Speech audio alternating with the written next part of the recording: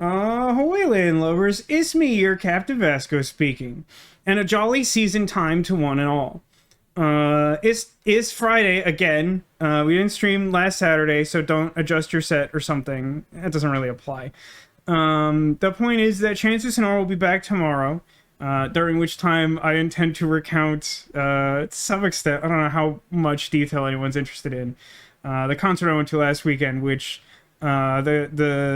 the log line on that is I thought it would be the best possible concert experience, and it exceeded my expectations, despite the fact that it had an absolutely wild opening number that felt completely disparate from the tone of the band that we went to go see.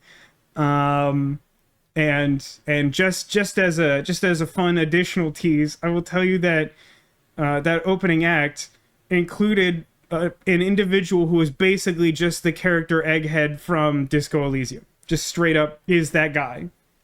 Like, not joking, he's basically just that guy.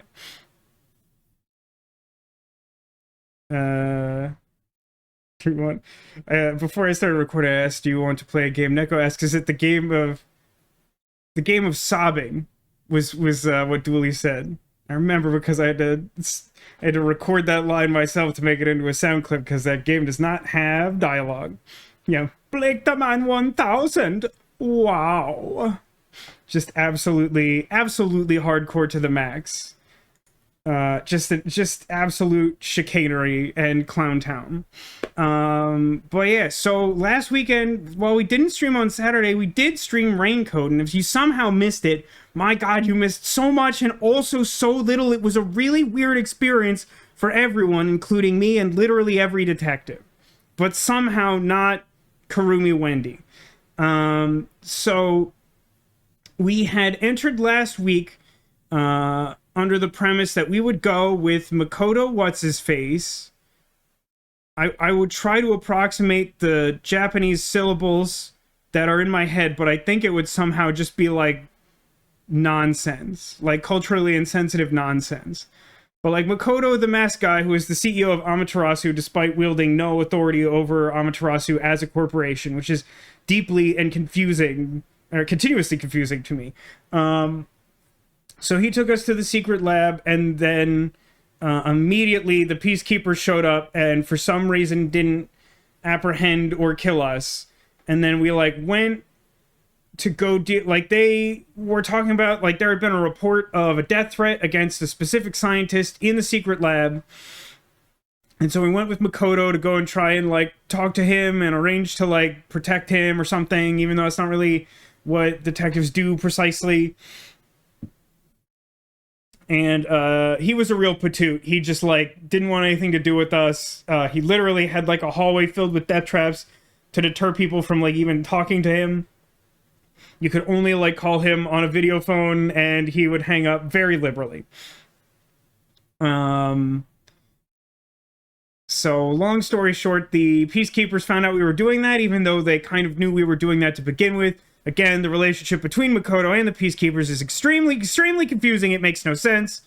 So they did arrest us at that point after we had established a little bit of plot. And then almost immediately we determined two things. One, that the place we were locked in as like a cell was actually the security office for the whole building, where you could see like the whole facility on the monitors, which again makes no sense.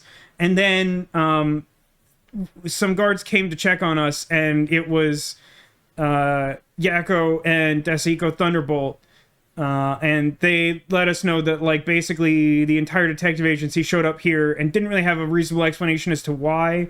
They just said that they somehow also caught wind of the death threat, but like that doesn't explain how they broke into the secret lab within the corporation that hates us as headquarters, and why the peacekeepers never kill us on sight. I will never understand this. The game does nothing to explain this. So long story short, we team up with several of the detectives. We learned that that doctor who had been threatened appeared to be in a dangerous situation, but we still couldn't reach him without going through the hallway of death traps. So we procured like a prototype friend robot, sent him through the hallway because he was immune to its dangers, opened a path for ourselves, went into the laboratory and found out that dude was dead. And then the Peacekeepers followed like 5 seconds behind, accused us of killing the guy. And then instead of the typical thing happening of like the mystery labyrinth happening immediately, or us making some flimsy excuse that makes no sense, getting away and then trying to solve the mystery on our own, the other detectives bought us time to run away, but that really only gave us time to see Yakko get stabbed to death. Or, I guess strictly speaking, we saw him after he had been stabbed, but like just after. Like the figure responsible had just rounded the corner and we saw him on the ground. Then some chaos ensued. We managed to escape when the remaining detectives showed up to our aid. We regrouped in that security office, and we're trying to come up with a plan as to how we could get out of here, because we're completely in enemy territory, and I don't know why we didn't assume that would be a problem. But the conclusion that we reached is that if we used our coalescence ability to borrow Vivia Twilight's forte, which we now know to be essentially astral projection, then we might be able to investigate the facility without the risk of immediate capture or death from the Peacekeepers, which seems kind of arbitrary when every time we see them, they just say swipe or no swiping, and then we come back 5 seconds later. But whatever, it's a new power, it's a new case, we're gonna try it. We left off pretty much right at the moment we left our body and became a ghost, so I really don't know what's coming next. There's a reasonable chance it's stupid, but we're gonna find out together. Now, everything should be working, so let's play the game. And no, it's not the game of sobbing. I was playing that all day because I can't emphasize enough that work was super bad. There was like a thing, like, a couple weeks ago now, I think, where my boss was like, okay, everybody, make sure you have access to, like, this specific drive on the network, or on Monday you won't be able to do any work and it'll be a huge problem. And she had framed it like we were supposed to get notice from IT with something that made me think that, like, it would help me understand what I needed to know, and that, like, never happened. So I, like, wrote to my boss being like, hey, I never got that message. As far as I can tell, I don't have that drive. Is that a problem? She's like, nah, they decided not to do it for several weeks. And I was like, okay. And then, like, 2 hours before the end of business today, she's like, apparently they're doing it this weekend, so I hope you have that drive. And I was like, I still don't. I checked again, and I still don't have it. And then, like, I had to spend, I don't know, like a full hour with IT doing that. And my favorite part of that experience is that he just kept asking me, like, what I did for, like, my virtual machine. I'm like, no, the company sent me a laptop. I just have a laptop. I do my work on the company laptop that has all of the things on it that I need to do my job, which was the whole point of sending me that laptop. And then he just, like, kept asking me those questions, and then, like, acting, like, really condescending, being like, I think you're not understanding me. I'm like, my guy, I don't use a virtual desktop at all. 0%. And he, like, just kept rephrasing it and, like, just kept assuming that he was right. And then, like, eventually we got to a point where I'm like, listen, I don't use a virtual desktop. Like, he like, went through the trouble of describing, like, what virtual desktop is. I'm like, no, listen, I understand what that is, and I don't use it. I don't ever use that for anything. I don't know why you keep asking me this. But I promise, I'm telling you the truth, I'm not lying, and I don't know why you're even asking.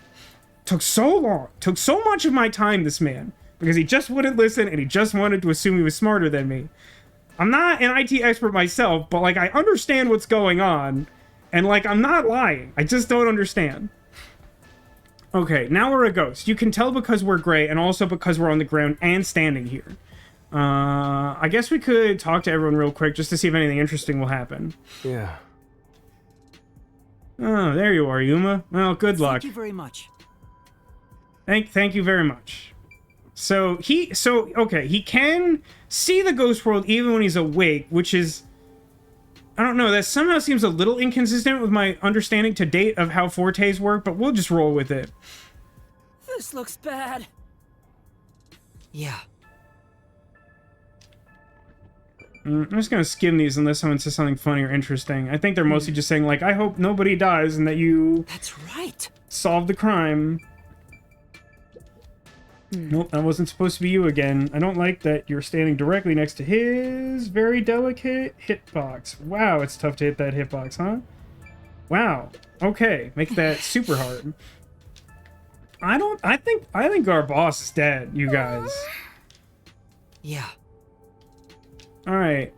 So nobody said anything interesting. Let us go through the door. We were told that as a ghost you can go through walls, but as a novice ghost, it's easier to go through doors. You really made it. Because subconsciously you already think you should be able to go through a doorway because it's a doorway, even if the door itself is closed. Which, you know, that works for me. I like that explanation. It sort of justifies, like, you not being able to go literally anywhere for the bounds of, like, making the game manageable, but, like, also has a reasonable explanation to it. This means I can freely go in and out of places I couldn't before. Knowing Japan, what do you think the time is until we reference, like, going into a dressing room of some kind? Also, the hallway is brightly lit now. Seems like the regular power is switched back on. It honestly seems like it's brighter than it was before, which may be intentional, but seems weird regardless. Anyway, we got to investigate the murder scene. We need to hurry up before more peacekeepers arrive. Yep, mysteriful. I wish we would put more emphasis on mysteriful as, like, a fun catchphrase as opposed to boom kill. Whoa, Lee, hi there. It's Hinatama Soul, or whatever that, like, Yu-Gi-Oh monster is, that, like, shows up a bunch but isn't good or interesting. I feel like I shouldn't go touch their face. I feel like they will be very upset about that. Oh, that's a bigger one. That's, like, King Boo right there. I mean, they're not aggressive, but that... So, like... They do these sad little spins that make me concerned about my life. What are those is a good question. Lost wandering souls. They're your natural enemies while you're in ghost form. Do you see these, like, all the time, Shinigami? Is this what Vivia was warning us about? Also, does, like, Vivia see these all the time? Stronger than my mom. Because if Vivia sees these all the time, I kind of understand his whole attitude on being around anymore. Yeah, just be careful not to touch them. What happens if I do? You'll be joining them! Total proton reversal. That's a really confusing sentiment. I wish Shinigami made more sense as a character. There's so much potential for Shinigami, but as we've explored at great length in the past, kind of a disappointment overall, I think. Why are you excited about that? Right, Sarah? Her motivations just don't make any sense. Like, she basically, like, wants to marry us even though she's, like, a death god and a ghost. But, like, also just wants to see us dead. Like, those two things shouldn't both be true. Anyway, let's be careful and make sure not to touch them. Got it. Touch them immediately. Time for the tutorial! Can't believe there's a sound clip for that. Get to Dr. Weska's critical lab, but watch out for wandering souls. Things are gonna get nuts! Picture an egg. Picture an egg indeed. A wandering soul will drag whatever it touches to the afterlife, so be careful. That's such, like, a like, I get that for the purpose of, like, video game design, but, like, if a ghost touches a plant, does it then just give up its unfinished business on this mortal plane to drag the plant to the afterlife? Like, whatever it touches? Just seems weird. Also a tutorial this late in the game. Yeah, I mean, it's not, in my opinion, as egregious as it seems. Like, I'm not a huge fan of late game tutorials, but, like, in fairness, every case has some kind of new mechanic. It is a little weird that we had the whole robot sequence, which, like, wasn't particularly clever, and then also this.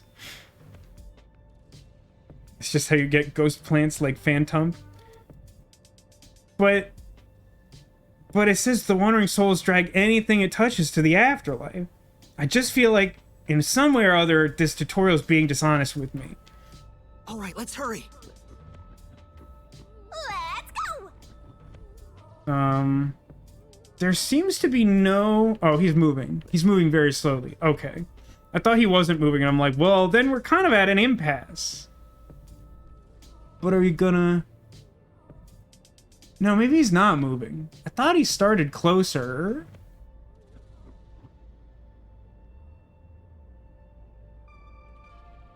I mean, am I really supposed to just wait till he sort of like bobs to one side and sneak through there? I don't think I trust the hit detection in this game that much. It's been very wonky in every conceivable situation. That must be what's intended, because it does kind of dip to one side, and literally every available hallway is bad. I mean, you could argue I could try to, like, slink between these ghosts. I don't think I trust those hitboxes either. So, like, I need him to get to, like...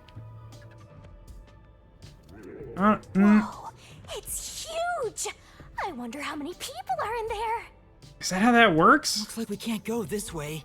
Let's look for another path. Hey, you know what? I honestly appreciate the game doing this because I genuinely wasn't sure how to interpret this.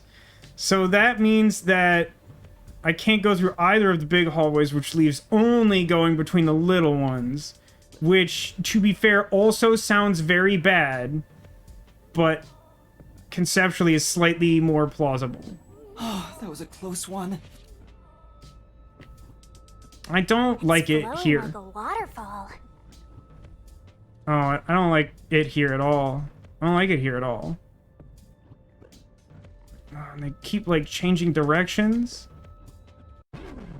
Nope, that was too close. Yeah, I'll just listen. We have to hurry to the crime scene. I'm not particularly concerned with my DP anymore. I know I've spent most of the game being super hyper acutely concerned about it, but like we're pretty late in the game, and also I don't like stealth sections, and that's kind of what we're doing. Like, honestly, I guess it's almost closer to like platforming, but without jumping, which like that might even be worse.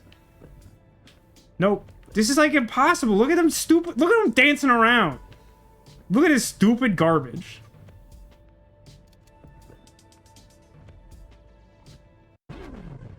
I honestly don't like. This is a very annoying thing.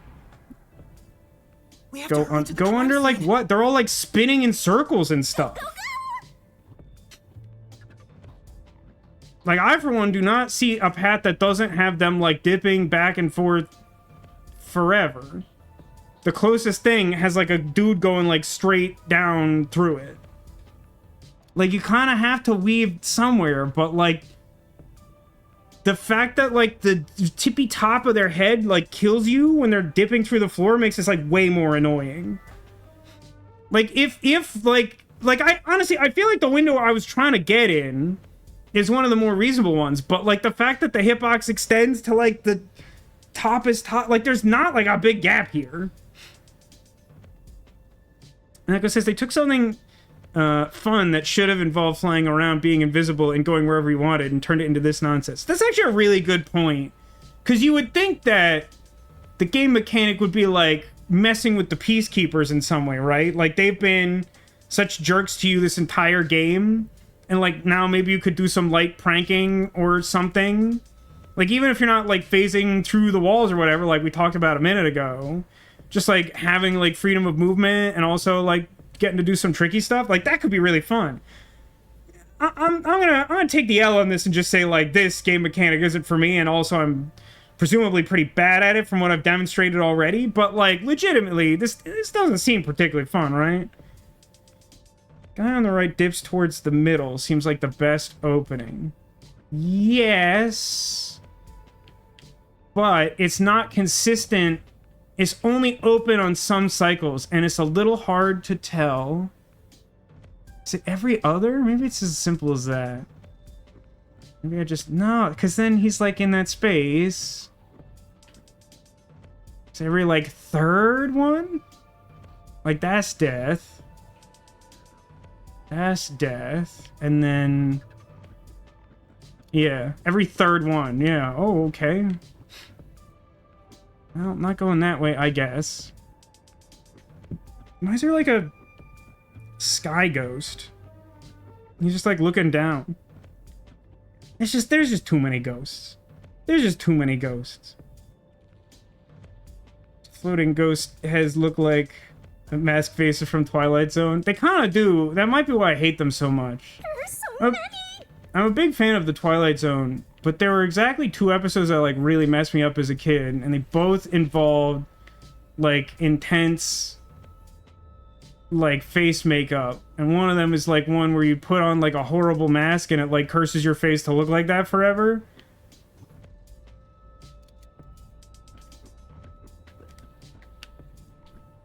There's just so many of them. There's like way more than there need to be. Honestly, though, I think that corner's probably the worst of what we're going to see entirely. Unless they're actively trying to be jerks about it. Just a bit more. Because, like, that really sucked, and nothing that's happened since then has been as bad. No, this looks pretty heinous. Is there... No, that's definitely not it. What is this about? Who's even moving?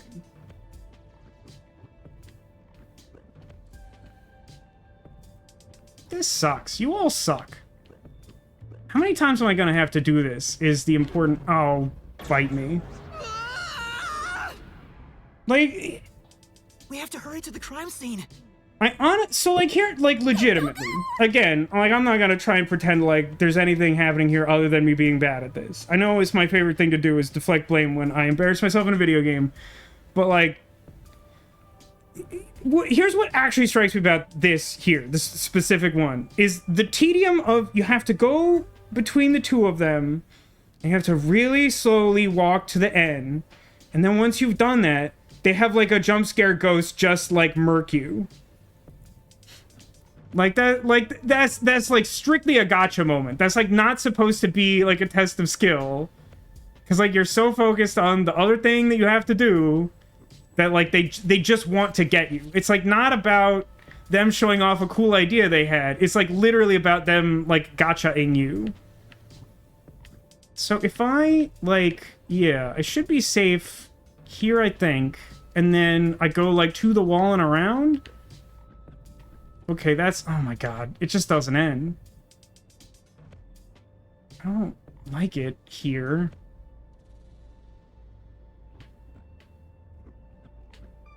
I was really sweating.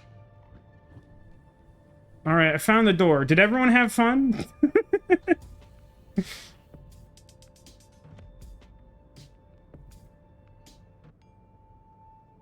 But as bad as that last corner was, that first corner is definitely the worst of that whole Hope section. there's no one inside.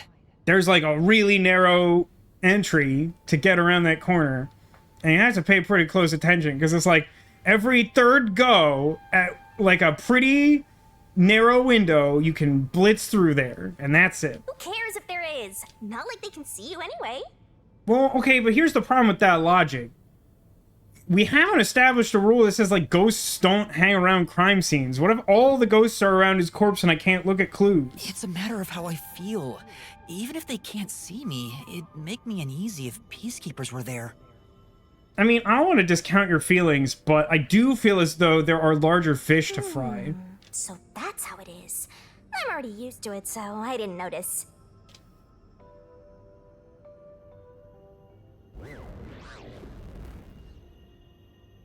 Sound effects. Nobody's here. Guess the peacekeepers have better stuff to do than investigate after all that happened. I will say something briefly. I know a lot of us have been excited to do a case with Vivia Twilight, and I'm naturally assuming that at some point he is going to join us. It may not be until the Mystery Labyrinth, and if that's true, it's kind of stupid. But I will say that, like, the Vivia Twilight angle they're playing now, where he, like, just can't be bothered to, like, help with this investigation when, like, literally the only other thing to do is, like, wait for death, is, like, an example of, like, one of my least favorite underwritten character things, which is, like, when the stakes are high enough that they encompass a character's natural motivation and they're too stupid to understand it. Like, the really obvious example is, like, when... I feel like I see this specific thing a lot, even though it's, like, pretty specific, but there will be, like... For example, there will be, like, a single parent, right? And, like, that person is in a position where they could, like, help save the world And, like, someone approaches them and they're like, single parent, you could help save the world. And their response is like, I only want to look after my child. And it's like, your child is on the world. If the world ends, your child dies. Perhaps you should consider saving the world. Also, Durr. I wonder if the doctor's body is still here. Maybe the doctor's soul is still floating around here, unable to pass on.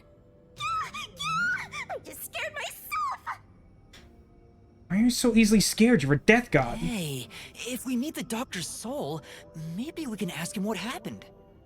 This may be weird coming from me, but I doubt it'll be that easy.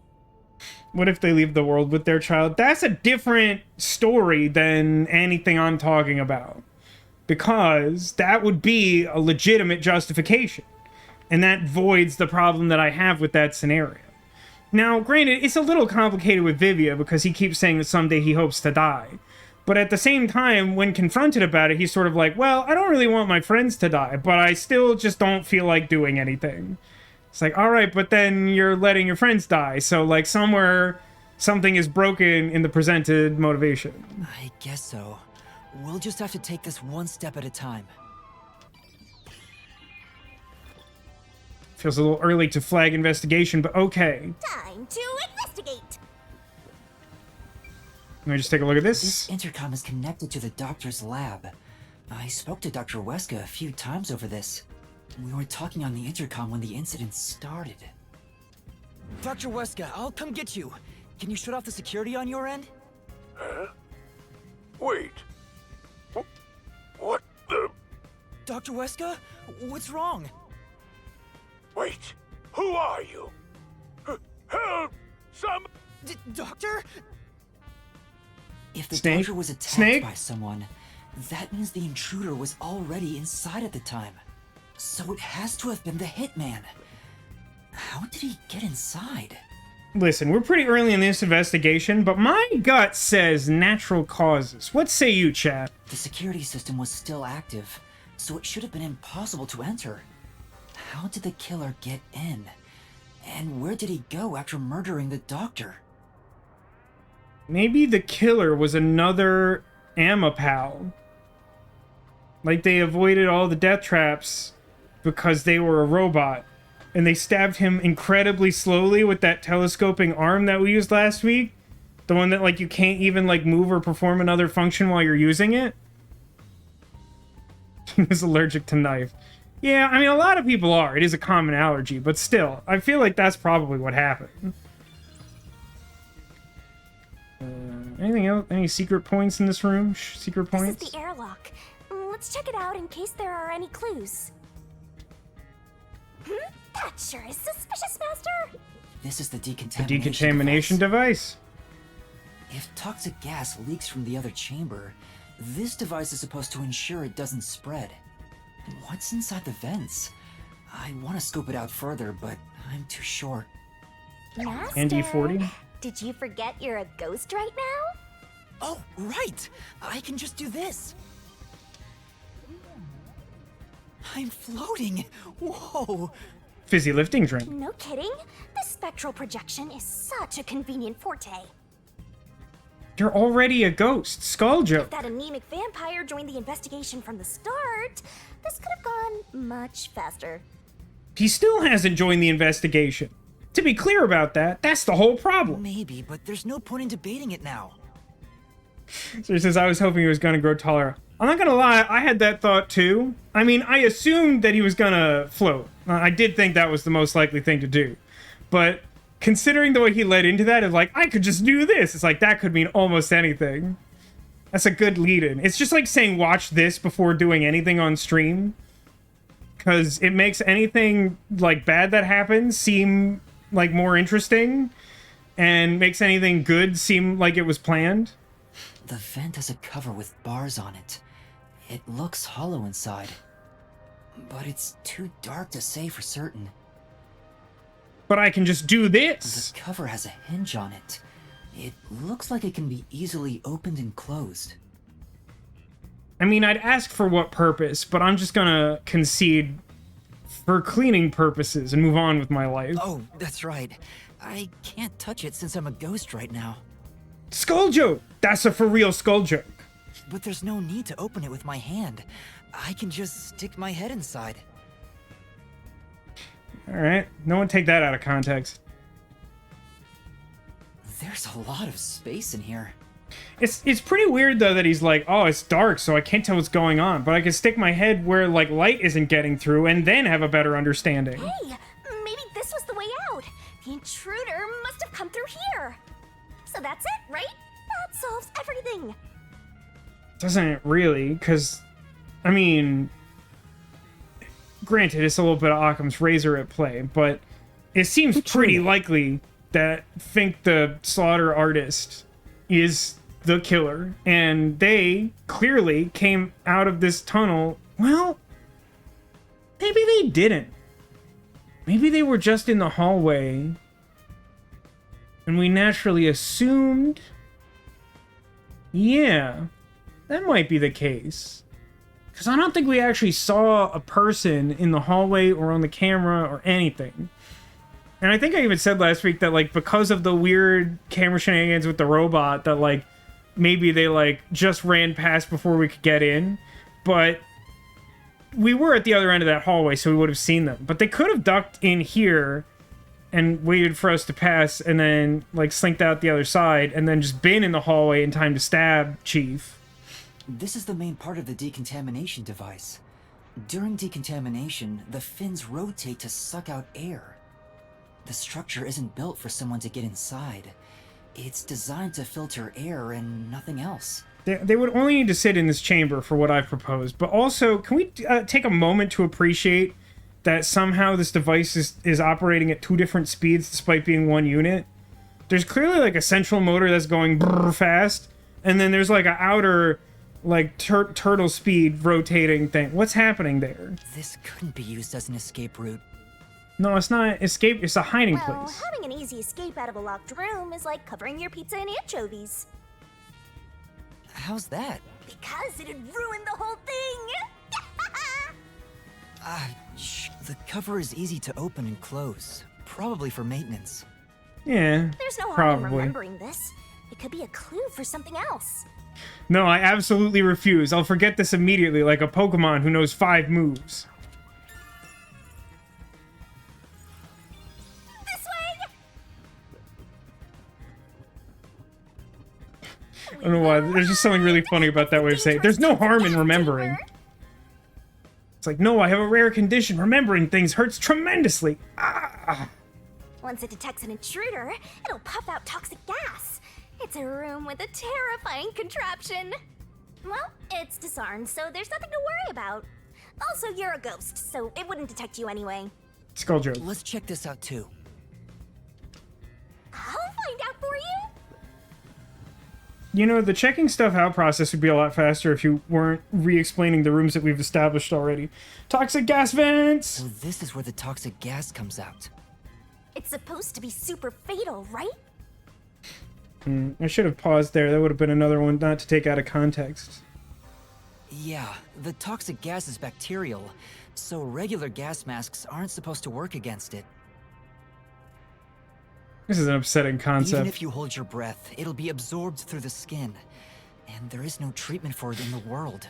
Even if you willfully decided to never breathe again, you'd still die from the toxic gas. That's how toxic it is. The bacteria takes time to spread through your body, and you'll supposedly die after about 30 minutes.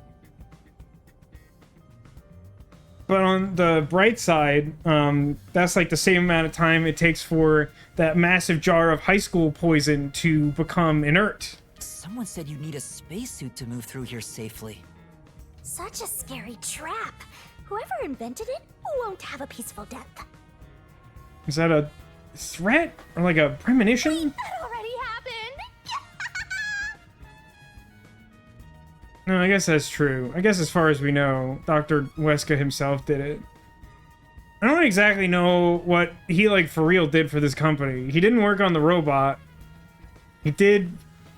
It's like a... It somehow makes me think of that stupid Austin Powers joke when they're like recounting all the resources that Dr. Evil's empire accumulated while he was like frozen. And like I think the last one they talk about is like, and we have like a factory in Minnesota that makes small models of factories. Because they had like a bunch of tiny factory models laid out on the table and for some reason felt the need to explain that. It's like, so yeah, we have like a division whose sole purpose is to invent death traps to protect that division from being breached. Doesn't really do anything else. There doesn't seem to be a secret exit, which makes sense as it defeats the purpose of having a toxic gas chamber. If that's the case, how did the intruder get through the chamber? They were a puppet. They were a sentient puppet. They were P from Lies of P, the Dark Souls game where you play as Pinocchio. Right now, I have no idea. Toxic gas is bacterial. Is super duper bad, I promise. Let's go to the next one! And we've arrived at the last room, the panel chamber. I gotta say, in the scheme of death trap hallways, I feel like we could have done more with this. There are 9 panels divided in a 3x3 grid, and you must step on them in the order that the doctor set. Make one mistake, and you get zapped with high voltage! Now, I have to say that I didn't go back to look at the way this was introduced, but I swear that originally they said, like, there was a combination of, like, 4 panels you had to step on, when in reality, the path to get to the end was, like, 1, 2, 3, 4, 5, 6... Yeah, 6 panels. So, like, either I made that number up, or the game lied to me. The high voltage isn't just a threat. We've seen what happened to Amapel. I mean, he's a robot. He turned off. It's not a problem since security is disarmed at the moment. And also, I'm a ghost skulljoke. Also, you're still a ghost master. Man, Brooke would love this case. Brooke from One Piece absolutely loved this. Definitely his favorite case. There are 9 panels of the 3x3 configuration. You gotta step on them in the right order. So just to be clear, none of the information that we've recounted is new. It's literally stuff that we already learned that the game refused to give us as solution keys so that it could justify us not going into the mystery labyrinth earlier. That's like literally what's happening. I don't know why, but I find that really annoying. Attention! Oh, hang on. And here's what all that security was protecting. Pressing this switch opens the door to the doctor's lab. I agree, Echo. It doesn't make any sense in Lies of P when you die and the screen says lie or die. Because you don't... Yeah, like, the lying doesn't somehow give you more of a chance at living. It's all like Dark Souls combat. So, like, it's not as though your problem was that you were too honest and died as a result of that, necessitating lie or die. Is that you, like, goofed up your dodge and got squished to death or something. We managed to get this far earlier thanks to Amapel and Fubuki's forte. What? Serious question. If this is really meant to be like a foolproof security system to stop anyone from getting into the lab, and it only activates when Dr. Wesker is in the lab, why even is there a disarm the death traps button inside of the death traps? Like, what does that... Why would you create that? What is that for? I see it all like it's flashing right before my eyes. Looks like this is it, my man. Hurry up and hit that switch. We just need to stretch Amapel's arm out to that switch. We're in a hurry, but this door is moving so slowly. Yuma, that should be good enough. Hurry up and move Amapel through that crack in the door. Oh yeah. Didn't the researcher mention when an arm's extended, no other controls will function? Yeah, it was an incredibly specific plot point that's, like, just couldn't possibly be more relevant to the case. I guess I need to pull back the arm first. Now we can move again. Hurry, Yuma. I like that it here is, like, showing the perspective of the robot with all the instrument buttons again. I remember the trouble you had waiting for the door to open. I don't like how you phrased that as though I did something wrong. It opened really slowly, and we also had to retract Amapel's arm. We tried to hurry inside, but Amapal suddenly fell over. There were no steps or Natural obstacles, causes. so why did that happen? I'm sure it was pushed by the fleeing culprit. That has to be it.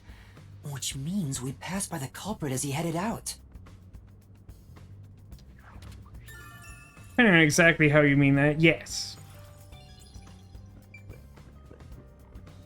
We're not done investigating yet. I need to look things over in more detail. What? Wait, do you mean to tell me that the scene of the crime isn't part of what I'm investigating? Even if that's true, which is stupid if true, I'll be honest with you. I have to look at another identical event with no bearing on things. Got it. Okay. This is the decontamination device in the panel chamber. It looks like it's here to purify any toxic gas that escapes from the chamber next door. It seems relatively easy to dissipate this extremely toxic gas. Something seems odd about But that. the cover doesn't open and close like the decontamination device in the airlock. Right, so I don't care about it, and thus I didn't need to look at this. There's no way someone can fit through. Yeah, so it's not a clue. Not a clue. I see. Oh, the peacekeepers are here. Listen, I know video games well enough to understand what just happened, which is that I will need that key, which is the absence of clue, at some point in the mystery labyrinth.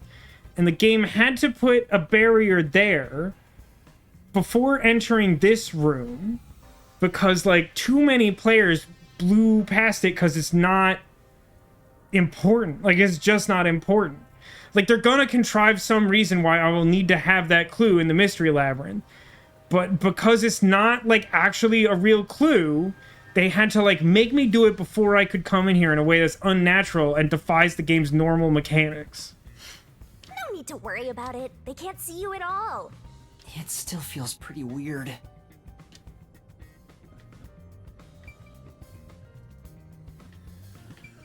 Can't believe this robot's still here. The Amapal we used is still here. I did promise to return it. There is a footprint on his head, which we couldn't see because the camera couldn't see the top of his own head. Now, the weird thing about that is that implies that whoever killed the doctor was so tall that they just, like, Captain Morgan stanced their foot on top of his head and kicked him over that way, instead of the even remotely plausible human being thing to do of just kicking him in the side of the head. Huh? What's this? Looking at it carefully, there's a mark on the back of its head. Is that a shoe print? Why is the top of his head so dusty? I mean, there is a footprint there, but I guess I'm covering it a little bit. Whoop.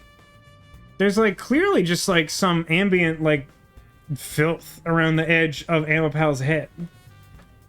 Just seems odd to me. Huh? Well, what's a shoe print doing there? I don't remember seeing this Right, mark the shoe when we print. sent Amapal into the airlock.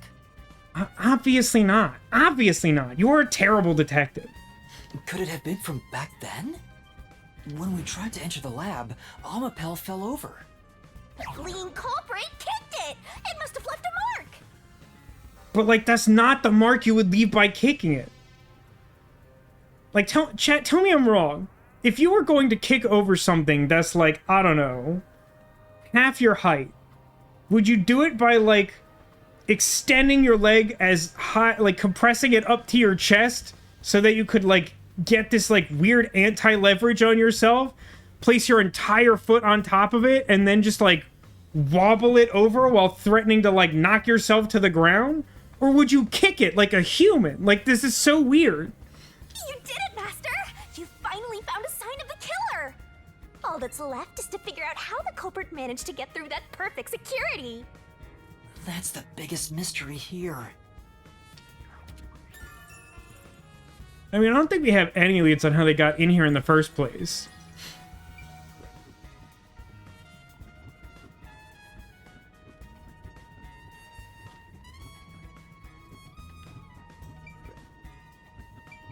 Ooh, food cabinet. Although it's not really a cabinet, it's kind of just shelves. There's canned food and water bottles here. Like it says, I'd at least try that. See if I could flip it like a skateboard. Even if you were like trying to flee a crime scene and not like just do a cool trick with a robot. This all looks like food. There isn't much left. The guy wasn't right in the head if he was surviving for months on such plain food. Yeah, it's fairly strange. You can do it, Master! It's weird dialogue. There are canned food and bottles of water here. However, not much remains. That feels like a weird clue, but okay. Is there like a memory shard around here somewhere? I don't know why. This feels like a place to put one. There's a lot of stuff over here. There's It's like an a open notebook. on the desk. Does it have to do with the doctor's research? It contains symbols and diagrams. Scientific-looking papers. Looks like he's splashing liquid on someone. What does it mean? Is it bacteria goo that kills you even if you don't breathe? What's the point in being a master criminal if you don't have style? If you don't have style during your getaway, you deserve to be caught. I mean, there's something to that, Neko, especially if you happen to be Fink the Slaughter artist. I'm still not entirely sure if that is, like, a red herring. And, like, someone else did the crime and, like, made up a pseudonym. It is worth noting that, like, when we saw that person, like, leave the scene of stabbing Chief Yakko, that he, like, threw off a disguise, and it's, you know, unclear exactly what the implication of that is. Doctor's computer. This is the doctor's computer. The screen looks like it's in sleep mode. This is where he writes passive-aggressive emails about how you should lose weight. Thank you for that. I'm sure it contains some important data, but I can't touch it in ghost form. I wish there was a way to check it out. If only I was in Pog form. Are we gonna possess one of the guards and have them, like, run the computer or something? It's so sad when you can't touch anyone. I totally know the feeling. Wow, did we ever not earn that moment? That could be like a fun character thing as to like why she's so clingy to us or something, but instead we made the character largely insufferable and fairly unlikable. So that doesn't make up for that. I guess. You just gotta give up.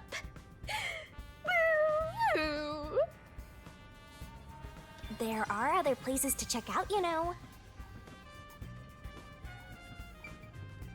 The stuff here appears to be chemicals. There are symbols on each label.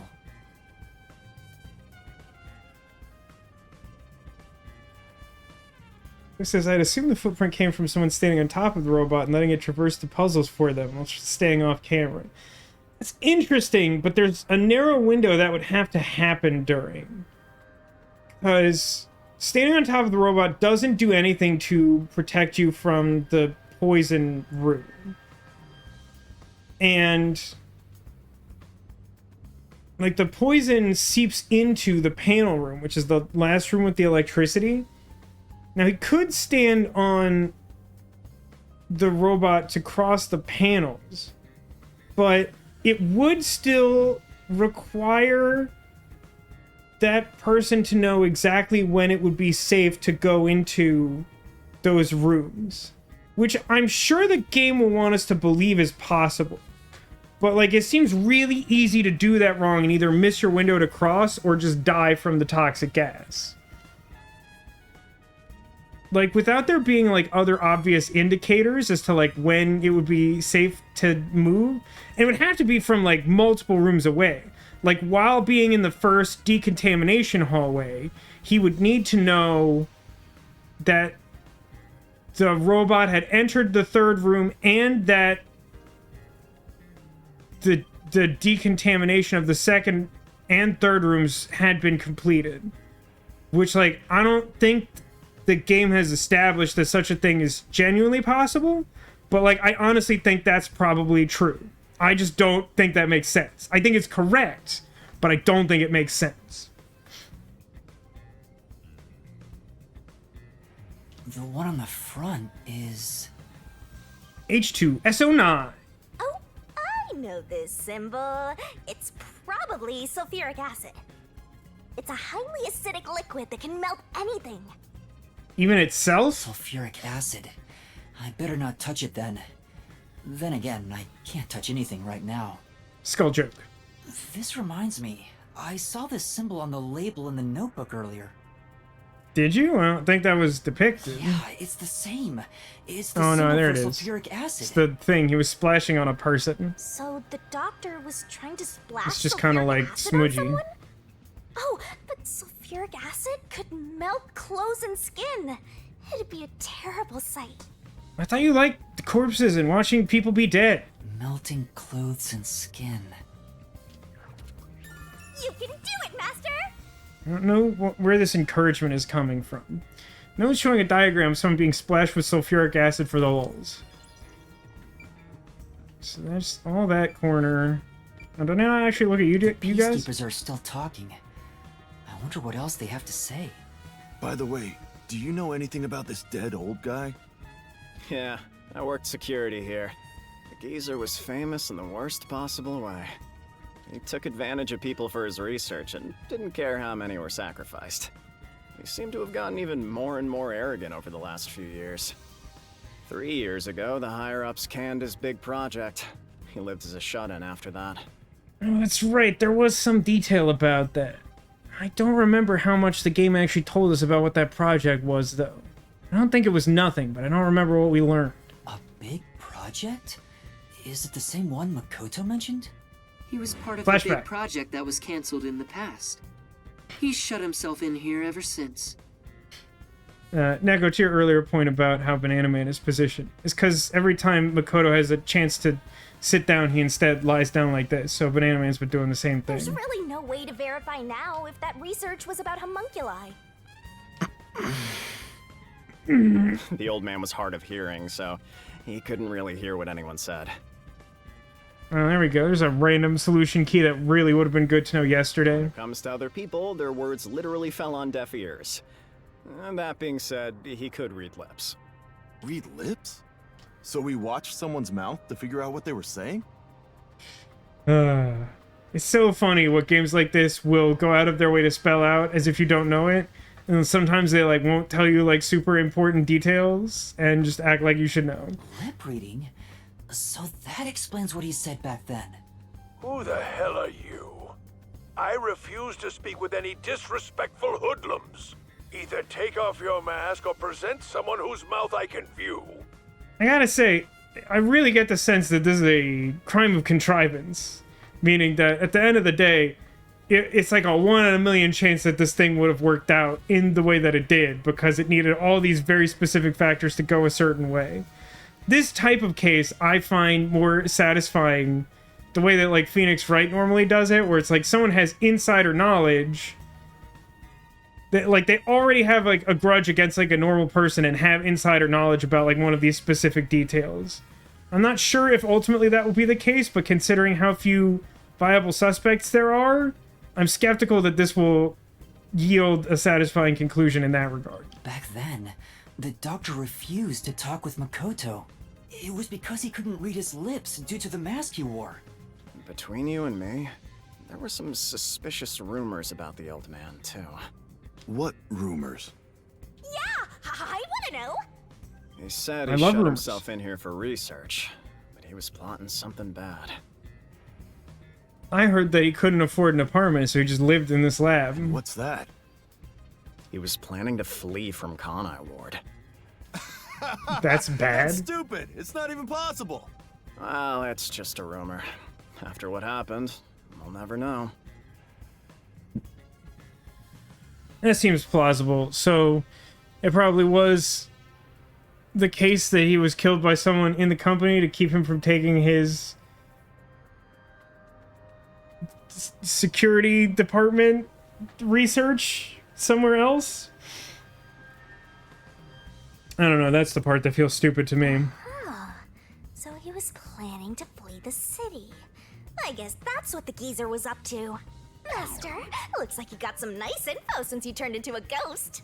Trying to escape Kanai Ward would be considered betraying Amaterasu Corporation. Right, but if you succeeded at it, considering that no one's allowed to leave, it would be difficult for them to do anything about it. Did the hitman go after him because of this? Someone in Amaterasu Corp who knows the doctor could have hired a hitman to kill him. I'm still wildly unclear as to why this death threat was, like, highly publicized. It was sent to, like, Makoto, the lab, the Peacekeepers, and to the detective agency? Like, there's something highly suspicious about that. But who? Doctor had hearing issues severe enough he could be considered deaf, and he was trying to flee Kanai Ward. Okay. We learned all the gossip there is. I guess that leaves just the corpse, which we always check last. I don't know why this description is amusing to me. Knife used as a murder weapon. I mean, granted, there are other uses for a knife, but under the circumstances, I'm not sure it needs to be quite so specific. The knife is probably the murder weapon. It has a unique shape. There's an inscription on it. I can see the letter F. Mr. F. Hey, shouldn't we move the corpse out of here soon? They're always telling us to clear out corpses quickly since the rain makes them rot so fast. Nah, we leave it alone until we receive further orders. Did you see the knife stuck in his back? If he's indoors, why do we care about the rain having an effect on the rate of decay? It's not raining in here. It's the one that Fink the slaughter artist uses, right? I've heard about his knives inscribed with the letter F. They say that's his proof to his clients that he was the one who got the job done. So Fink the slaughter artist really killed the doctor? I thought those detectives did it. Either way, it doesn't matter. Hey, don't you think a knife from a famous hitman would go for a high price? Huh? You thinking of stealing evidence? You better not keep it all for yourself. So that unique knife belongs to Fink the slaughter artist. Speaking of which... I feel like that goes without saying to the point that we didn't need that The interlude. knife near Chief Yako looked strangely similar to this. No, not similar. It's the same style of knife.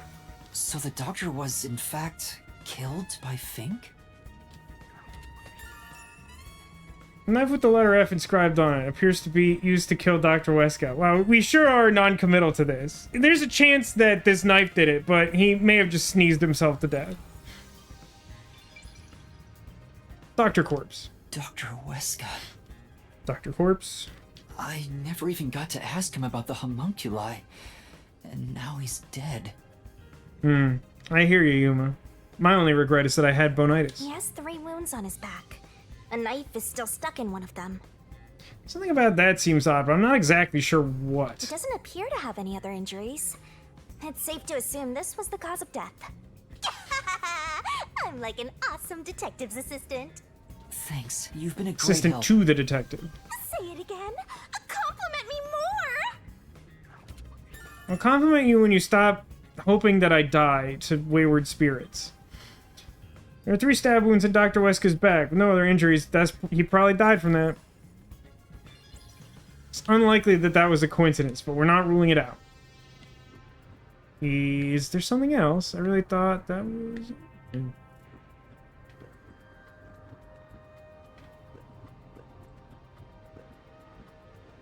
Can't seem to check the laundry machine. Oh, of course. Something completely out of view that the game does nothing to make me look at. Again, just sort of insists that I stay here. There's a small vent here.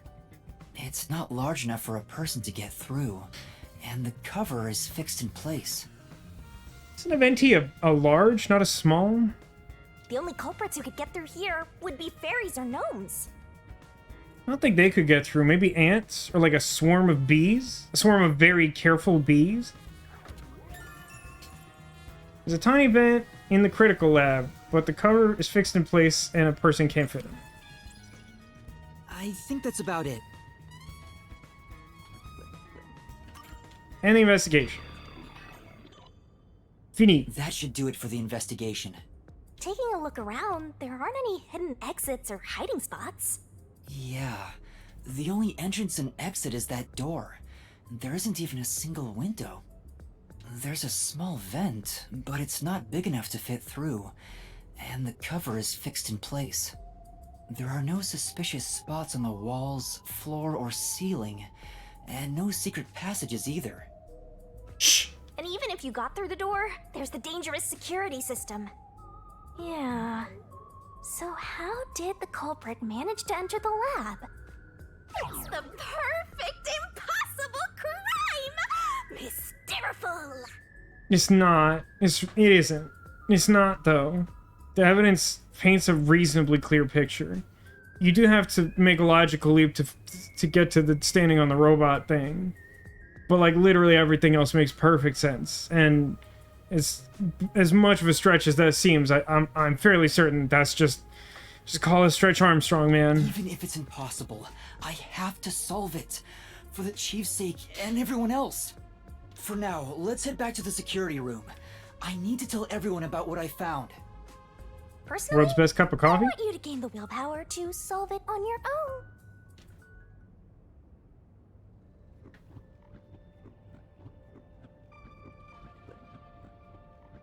I'm really tired of your negativity in this regard, Shinigami. I understand what you're going for in terms of character growth, but like the tough love thing doesn't work when you're kind of just like nasty and horrible all the time. And also when I don't trust you, my best interest at heart. But you don't have a heart skull joke. Vivia?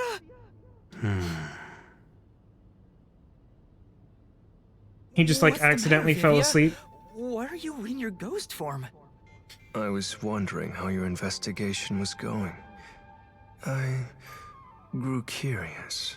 That's so stupid. You could have just come with me in the first place, you dingus. Did you come to help? I didn't expect your cooperation. I still don't. Still, thank you. It's very reassuring. Wait, Master! You shouldn't trust him. He's plotting something. What could he be plotting? Aren't you overthinking things? So, what will you do now? Are you still going to pursue the truth? Nah, I think I was just gonna, like, have a normal sleep. Huh? Why wouldn't I? I finished investigating the crime scene, so I was about to head back and report to everyone. We need to find the truth. Otherwise, the chief won't get treated, and everyone will be captured. I see. So you won't be satisfied until you discover the truth. His attitude makes it seem like he killed the chief, which would be weird if true. What do you mean? Master, watch out! He's plotting something! Tell me, Yuma, why do you seek the truth? Huh? We have to find the truth to fight the Peacekeepers. Well, the truth is like cracks in a mirror. Huh? They're all so small, you must squint to see each tiny crack. What? Most wouldn't even notice them. They think the world reflected in the mirror is reality itself. If you did notice the cracks, would you destroy the mirror to reveal what the real world actually looks like? I don't think that poetic description of the nature of truth is applicable in a practical sense. It's just not analogous to how the truth works. It's very pretty or whatever, but it's just like this question doesn't seem realistic. Even if the moment the mirror is destroyed, it changes the world people can see forever. What are you talking about? And if shattering the mirror reveals nothing but darkness and chaos, even then, would you still seek the truth? Hey, no disrespect, Vivia, but like, are you okay? Like, if this is the way you feel, you like probably shouldn't be a detective, particularly not in Kanai Ward. I don't know what will happen when the truth is exposed. But right now, we need the truth to save Chief Yako and everyone from the agency. I honestly feel like this confrontation, this notion that, like, the truth could be more dangerous than doing nothing, would be so much more interesting if the game hadn't already set up, like, numerous scenarios where revealing the truth was inherently, like, life-threatening to us. Like, if we were idealistic up until the point that we had this confrontation, and, like, we had some sort of moral quandary about whether it was right or good to like reveal the truth in some complicated, like morally gray situation. Like that would be kind of an interesting moment. But like in a game where like every time we reveal the truth, someone tries to kill us but just gives up. And then also like we're in a position where if we don't do that, they like probably will finally kill us. Like this distinction is not meaningful to me. Everyone, including you, of course. I just want to help others. Are you saying that's wrong? And for that, what will you sacrifice? How much have you already sacrificed? No, that's what we're going for. The game has implied to us that like Vivia has knowledge of the fact that we made a deal with Shinigami by like stealing some cursed book from the library of the World Detective Organization or something. Huh? I bet you're the type who's willing to sacrifice yourself for the truth. One day, it will ruin you. You will destroy the world for truth's sake. Me? Destroy the world? That's impossible. No, you've already stepped one foot into ruin. In fact, it's already up to your neck. I'm gonna be genuinely annoyed if he doesn't confront us, like, now. Cause like he's really dancing around the fact that he's apparently known about Shinigami this whole time and said nothing, which is like also like a little annoying in its own right, because it's like if this mattered to him, why would he wait for several investigations and a submarine explosion to like make a big deal out of it? If possible, I'd like to help you. You are a dear friend to me. All I did is like give you a book one time and tell your stalker to buy you a second book. Although, now that I'm saying that out loud, that's probably all it takes to be like a close friend with Vivia. How about it? It's not too late. Why not turn back from this path? You mean to let us be captured by peacekeepers? That doesn't solve anything. I don't understand what you're saying, Vivia. Never mind. We need to report what I discovered to the others. Is he gonna like drag us to the afterlife or something? So you refuse to understand.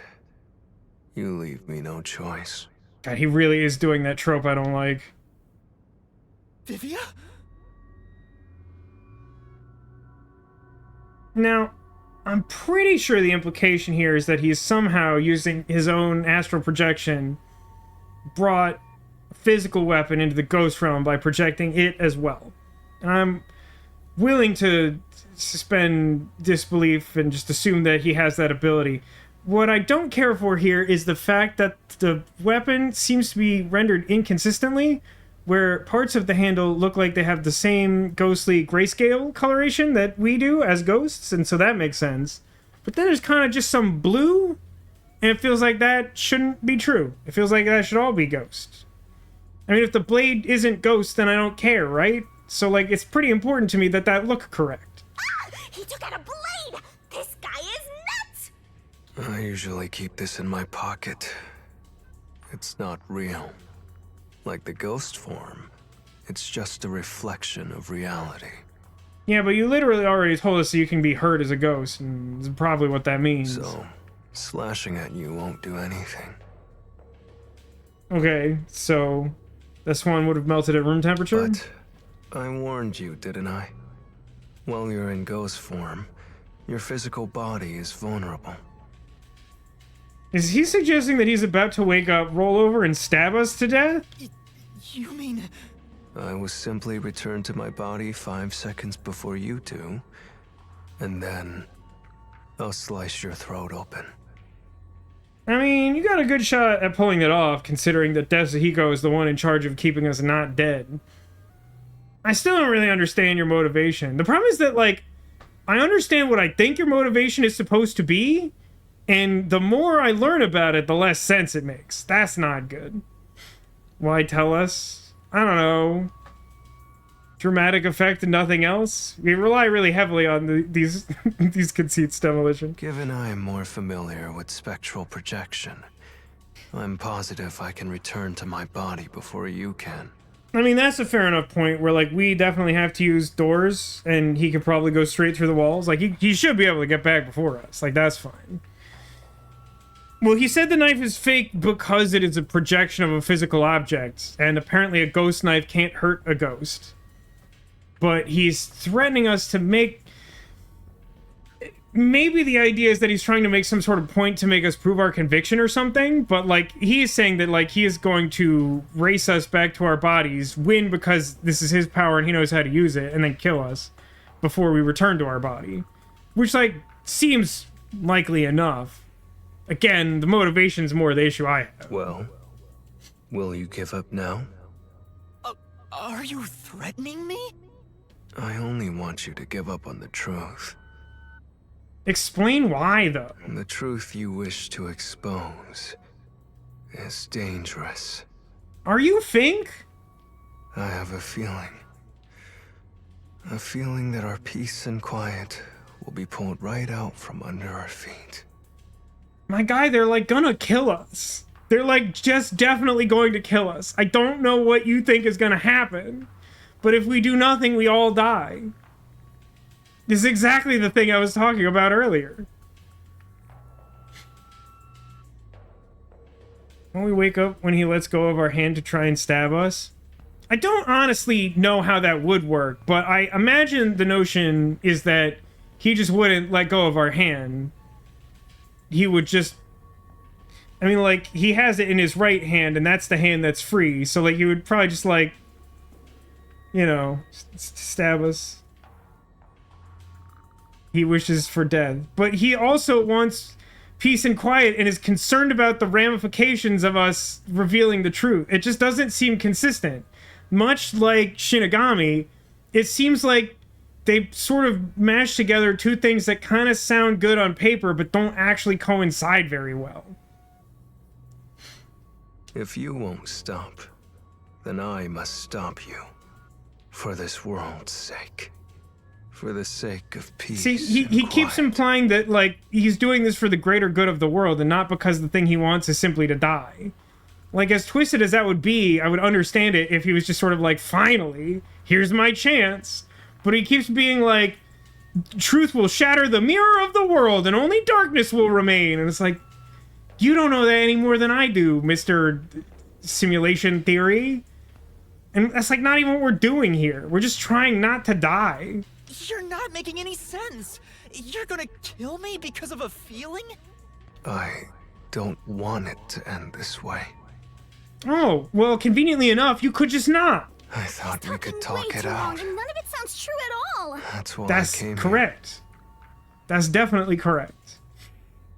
I have a feeling that on a long enough timeline, that sound clip will be used a much higher percentage of the time than some of the others that exist. It's basically always applicable. But you refuse to give up, which leaves me with no choice. This also doesn't make sense. If he thought that he could reason his way out of this, like, shouldn't he just have done that before we borrowed his power? Like, he could have just, like, refused to do it. He would have to deal with the ramifications of whatever the other detectives do. But in theory, that's going to be true if he stabs us anyway, because they're all going to be like, WTF, mate, what's going on? And, you know, they'll neutralize him or mutually assured destruction or something, but, like, it's not going to be peace and quiet. But, like, why even let us get this far and learn some amount of the truth if the truth itself is supposedly so dangerous? Like, why not take the stand beforehand? What's the point of, like, trying to wait until this, like, dangerous, like, fulcrum point to learn if he can stop us with his words? So it looks like this is what I must do. Farewell. Enemy asks, does he know what the Peacekeepers are up to? If he knows, that would be a great argument to make instead of, like, reciting poetry about the end of the world. I mean, now we're dipping into the other trope I don't like of, well, basically the entirety of the movie The Last Jedi, where we could solve everything by communicating, like, something pivotal to the disagreement the characters are having, and that would change the nature of everything, and instead we choose not to and take, like, a lunatic's course of action. Wait! hurry back, I guess, to the body? Hey, To you our two, bodies? quit fighting. Oh god, it's Yakko. Oh, that's really concerning. Who is that? Yeah, the truth is cruel. Never in history has the truth been known to be kind. That voice. Chief Yakko? But you know what? Turning your eyes away from the truth and living a lie is harsh too. In the end, you can never look away from the truth. As long as you live, you must face that pain. So really, what's the point of worrying so much about it?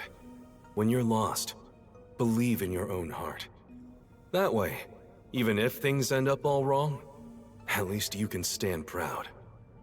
Chief Yakko, are you alright? Where are you? Impossible. There's no way he could have made it here with those wounds. Then that voice. I'm not sure I fully grasp what Vivia is saying there. I guess he doesn't think he could float over here after dying violently, but he would be a ghost, right? Seems weird. Perhaps it was his soul's voice as it separated from his body. I'm sorry, was that not clear? Was the completely disembodied voice on the astral plane of our mentor and boss speaking to us after sustaining lethal injuries? Was it not clear that he was in ghost form? That means... No way. Is he dead? We're all stupid, right?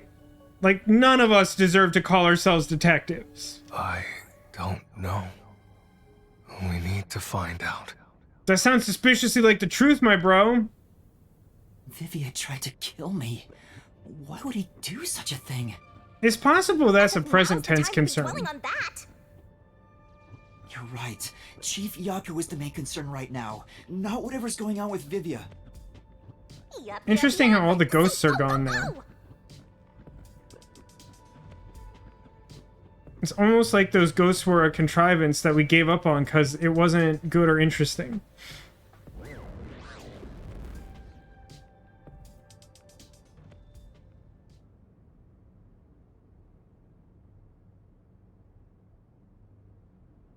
Nico says she backed up the stream because her internet crashed. Why doesn't Vivia simply let go of Yuma's hand? Coalescence requires hands to remain held for use of powers. If he lets go, Yuma could forever be trapped. Well, we don't know how the rules work. That's the thing. It's just as likely that letting go of the hand would cause us to wake up immediately, and then he wouldn't have the chance to try and murder us. He would know better than we would, I guess. I don't know. That might not even be true. I mean, no one really knows how coalescence works, and in theory, coalescence could work differently with different powers. Delicious is mine going into more details about the Last Jedi thing. I mean, I feel like without just like really going on like a long spoiler-filled rant, I mean, like the whole conflict of the movie is about like a character being put in a position of disgrace and thus not being trusted with information. And then, like, the whole movie is just like a comedy of errors, except that it's a drama. And it's all hinged on the idea that we don't trust who was moments ago one of our, like, most trusted generals, with even just the basic notion that, like, we have a plan in place. And as a result, he sets into motion, like, a bunch of garbage that backfires and gets people hurt. And also... it just basically spins our wheels for the whole runtime of the movie because none of it ends up advancing the plot at all. It appears his soul hasn't been severed yet. It's still connected to his body. But the line is very thin. It could cut away any moment now. Then why did we hear Chief Yakko's voice back there? I don't know.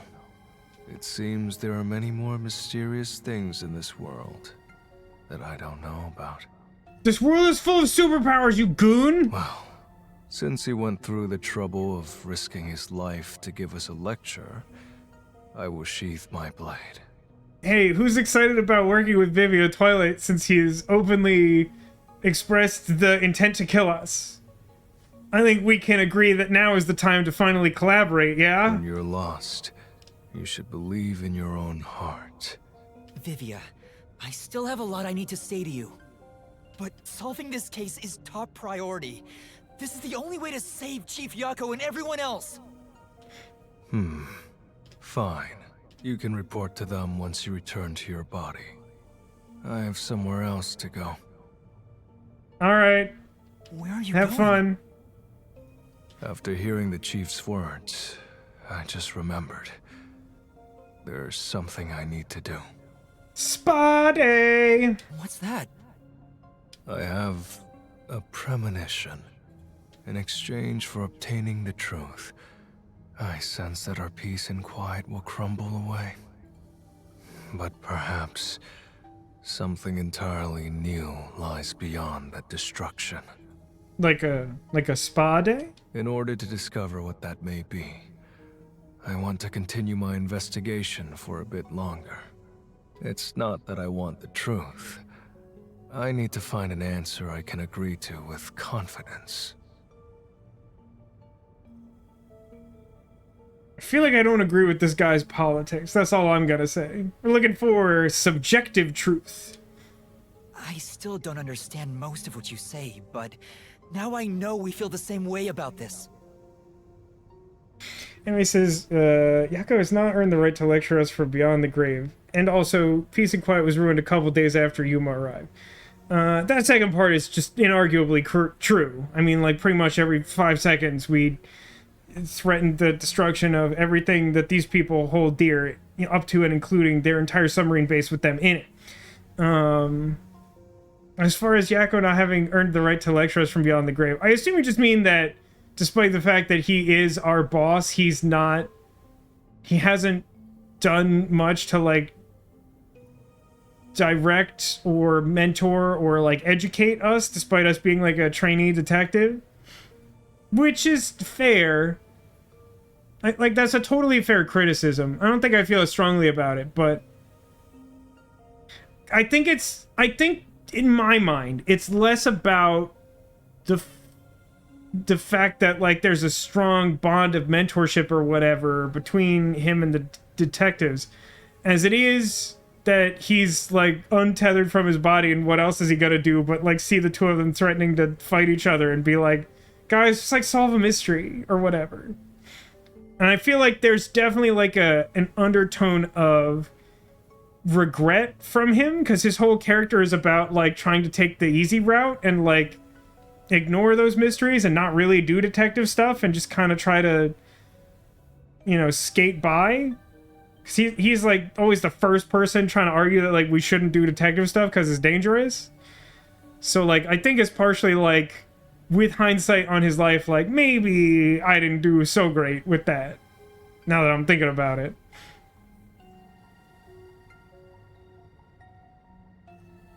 Let's investigate this together. As you wish. Master, don't trust No, he this changes his mind guy. really easily. You can't erase the fact that he flashed a blade at you. I know, I'm not that naive. Yeah, we're pretty close, though. You sure about that? After all, you're always so trusting and relying on others. Alright, this weird chastisement would work a lot better if... I don't know. It's just, like, another inconsistency. Like, I feel like a lot of the time, Shinigami tries to portray the, like, relying on other things as, like, a weakness of character because she wants us to be, like, the best detective of all time. But, like, that would work for me so much better if, like, instead of constantly, like, berating us and, like, being mean to us, if even in her own, like, kind of schoolyard teasing way or whatever, she was, like, actually trying to help us get better. But, like, a lot of the time, even, like, when she has some insight that would be helpful to us, she's just, like, mean about it instead of, like, helping us learn how to be a better detective. So it's, like, hard for me to take at face value the fact that, like, she wants what's best for us, because she just, like, constantly demonstrates that that's not her top priority. She wants to, like, control and possess us, which is, like, fine as a character thing, but then they try to have it both ways, where, like, she's, like, weirdly sympathetic, and they want her to come across as, like, another weird kind of mentor, and it just doesn't work for me. I still have a bad feeling about this. That guy is dangerous. Also, like, this is right on that Last Jedi trope that I hate too, of like, you have additional information about why you're suspicious of him. Just say it. Just say what that is. It might help change the situation towards the thing you want. Like, I'm all for characters, like, having a flaw and keeping a secret if it's to their benefit. When it's, like, actively working against their own self-interest, it makes me furious to deal with this stuff. Really? I want to believe that it'll be alright now. Good luck with that, buddy. Is there... There is a memory shard over here. Oh, good, it's Desahiko. Everyone loves a Desahiko memory shard.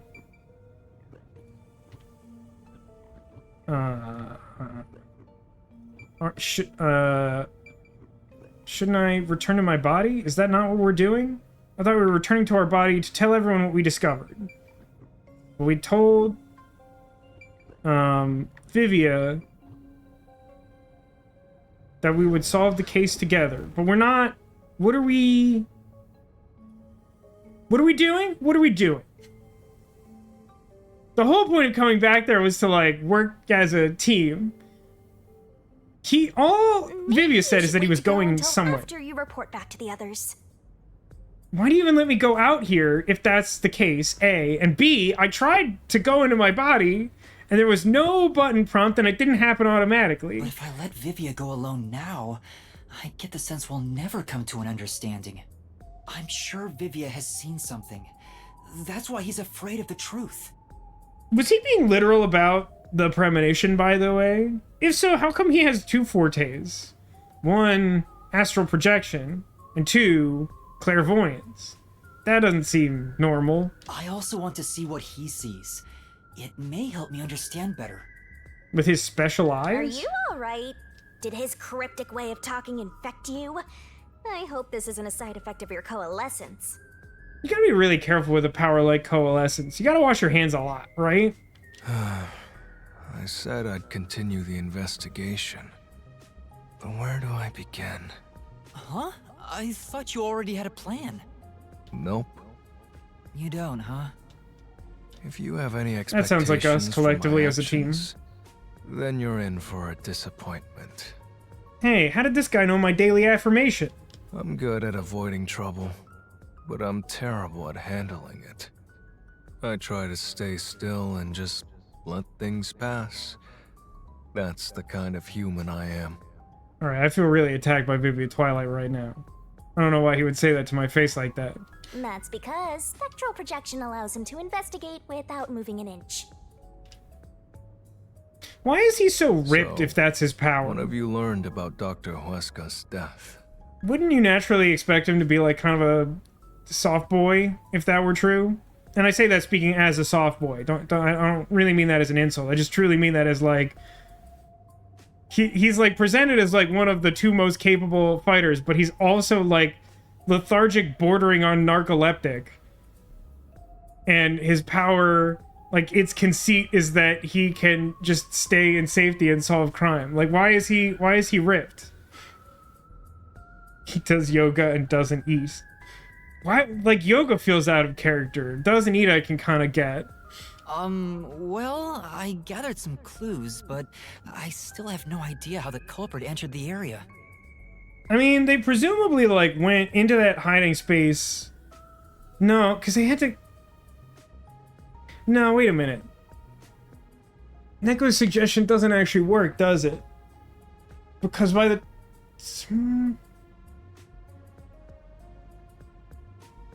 There would have to be some elaborate ruse in place, because before we ever tried to get Amapal into the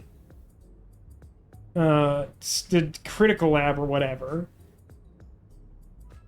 like we already saw on the FaceTime device that like there was someone in the lab with him that he felt threatened by, and he ended the call. So like there could be some like weird, elaborate, convenient misunderstanding, but like barring that, the person did already have to be in the lab before we even tried to get into the lab. It's still plausible that they would have, like, run through to that hiding vent near the exit.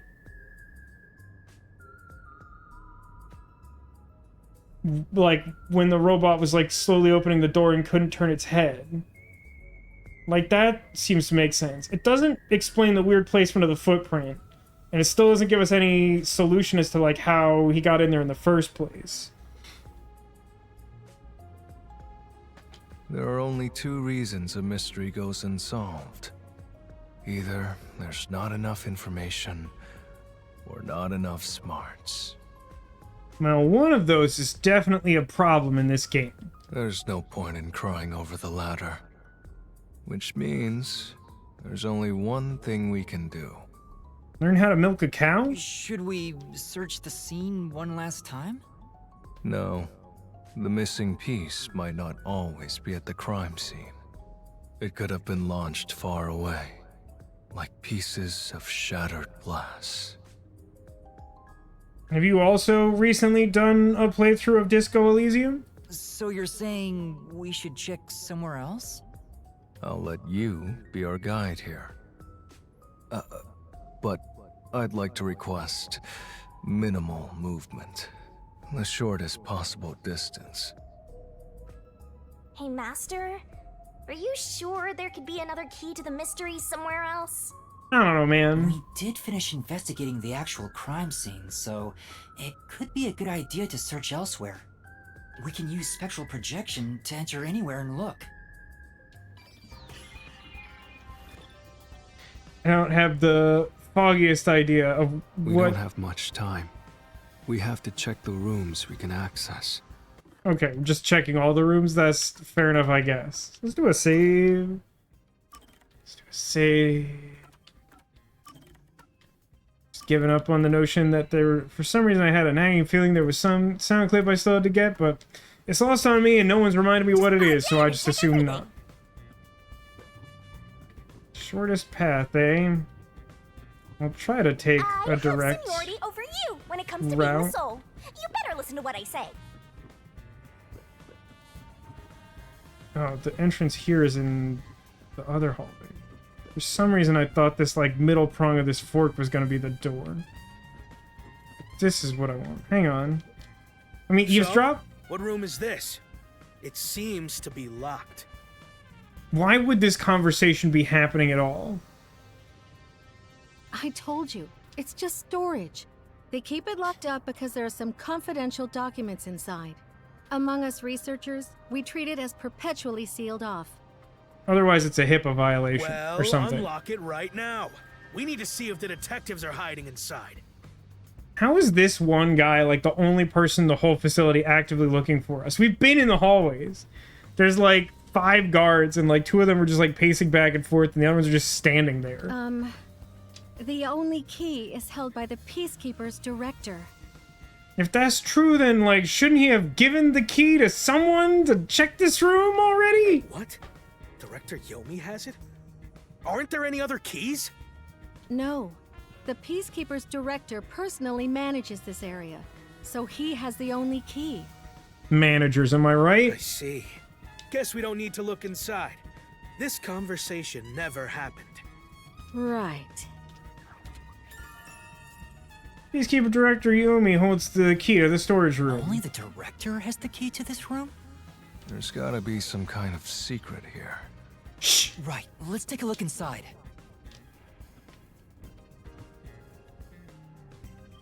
It makes it look so much more difficult than it even probably is.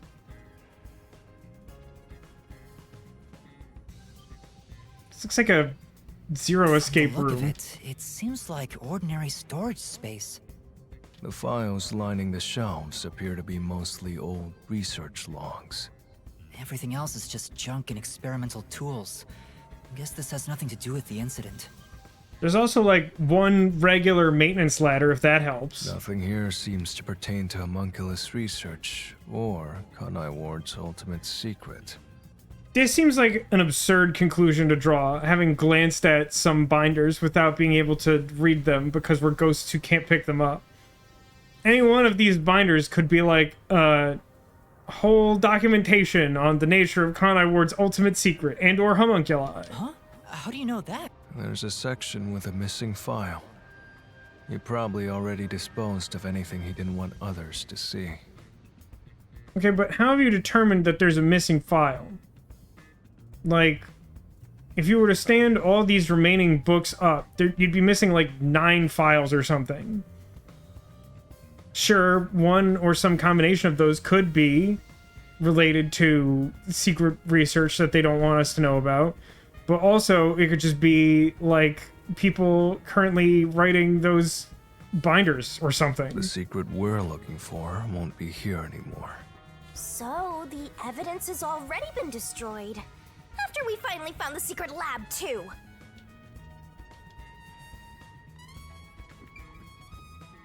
Oh, hang on. Offensive files? There's a folder on the desk. The desk is covered in dust, but the folder isn't. Amaterasu lab map. Huh. I guess it's a map. Hey everyone, it's the map. It's the map. It's the map. It's the map. It's the map of Amaterasu's secret laboratory. But it's empty inside. Don't dead. Empty inside. There's nothing else here. Seems like we weren't able to find anything of note. Sheesh. I was hoping this suspicious experimental lab would have a hidden passage or two. For now, let's finish our investigation here and go to another room.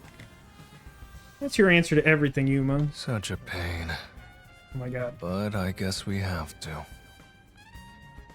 Stupid earbud is being so obnoxious today. Just stay in my skull. I don't understand how anyone can use, like, AirPods or AirPod equivalents. It makes no sense to me. Literally, like, standing completely still, sometimes earbuds just fall out of my head. Fall out of my idiot head like it's nothing.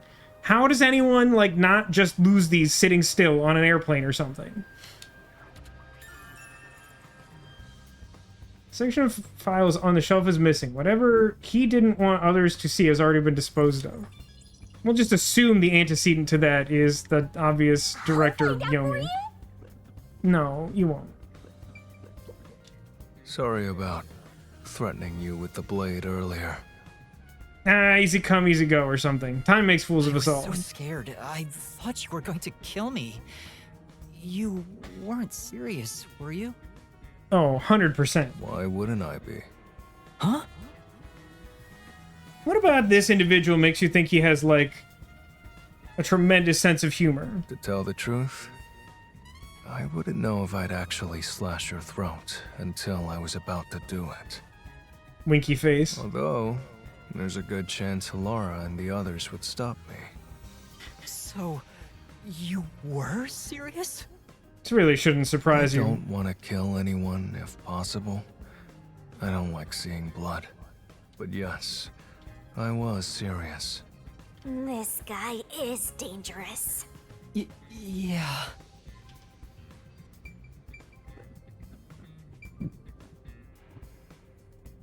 The problem I have with that is that, like, she kept asserting that he was dangerous, seemingly based on the fact that he could sense her presence. And now she's, like, trying to argue that she knew all along, but, like, it's basically unrelated. This is the... I think I was able to go in this room before, right? It's probably not the case that anything important is in here. And it's not marked... I know it is. Okay. Supposed to go... to here? To... There's another one, Master! No. To... Hang on. What is this? 2 researchers. Hey, is it true that Dr. Wesker was killed? Yeah, just like that note said. But why send a death threat? It'd be a lot easier to take someone out if you don't announce it beforehand. That's true. It's a hitman we're talking about. Maybe it's his policy or something. You gotta give him a fighting chance. That's a good point. What was the purpose of sending that note? If only someone thought to ask that several times, many hours before now. Plus, not only was it sent to the targets, the doctor, it was also sent to the Peacekeepers and our detective agency. Everyone in this game is stupid, right? Doing that would just increase security around here, making it even harder for the hitman to do his job. Well, you would think that, but do keep in mind that the security is like the peacekeepers who actively didn't want to change any behavior, and the actual defense mechanisms that clearly wouldn't have been any different with or without the death threat. According to my research about Fink, the slaughter artist, he's never sent a note like that in his previous cases. Yeah, that I buy At the that. very least, it was not his MO. Yeah, that the whole thing feels very contrived. It just seems unlikely that Fink the Slaughter Artist is actually the culprit here. Or if they are, that there's like something weird about it. But like, it's not like we established Fink the Slaughter Artist as like an existing thing to worry about in this world, so like it seemed very suspicious to me the whole time. So, this time is special? Well, who knows? According to Vivia's investigation, which conveniently happened on screen, off screen for no reason, there's never been a case where Fink the Slaughter Artist issued a death threat. Television says, assuming Hitman's pronouns as his. Well, in this case, we're referring to a specific suspected Hitman who I'm presuming is known to identify as he, him, Fink the Slaughter Artist. But your point is somewhat taken. Lab. Oh. This lab seems like a private room. We wouldn't want to go in there without clearance. No. Even though there's been an incident, nobody seems to care. Well, yeah, I mean, it was just Dr. Weska after all. I really care more about research than people. Come on, let's look at somewhere else. Can I go upstairs? No, the chains stop ghosts. They're anti-ghost chains. Okay, so like, what am I missing here? That I seem to be standing on one of these markers? Can I? Maybe I could just go downstairs. I guess I can. It says this is the electrical room. Maybe we can find the reason for the blackout here. I mean, that would be incredibly convenient, to be honest. Let's check it out.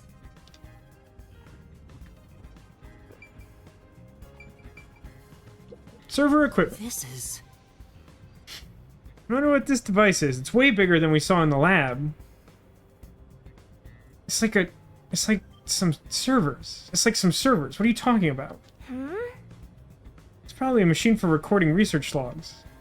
I mean, it's like some servers. Are you that guy from my IT department? Like, what's happening here? There's no way I can find out. Let's look elsewhere. It's some servers. They're even labeled as servers, but they look like servers. It's servers. It's really true. I saw someone suspicious right here. Was it before or after the blackout? Right after the blackout. I happened to be nearby when the lights went out, so I came here to turn the power back on. And I saw a dark silhouette pass right through the shadows. A shadow silhouette, you say? That doesn't really tell me much. And also don't impress me much. Please believe me, it must have been the hitman. So someone suspicious was wandering around here right after the blackout. Does that mean it was caused by the hitman? Why would he do that? I don't know, man. Right after the blackout, a researcher witnessed a dark silhouette pass through the shadows. It's not a very helpful observation, is it? Electricity system. There are a bunch of switchboards. Looks like the lab's power system. Looks a little bit like that weird generator box in Jurassic Park. If this The was big shut chunky down, switches. there'd be a power outage in the lab. All the power to the lab seems to be managed here. There's a glowing red switch for convenience in case you wanted to cause a blackout. Wait, I don't see a switchboard for Dr. Weska's lab. That reminds me. Dr. Weska said the critical lab was on an independent system. He did say that.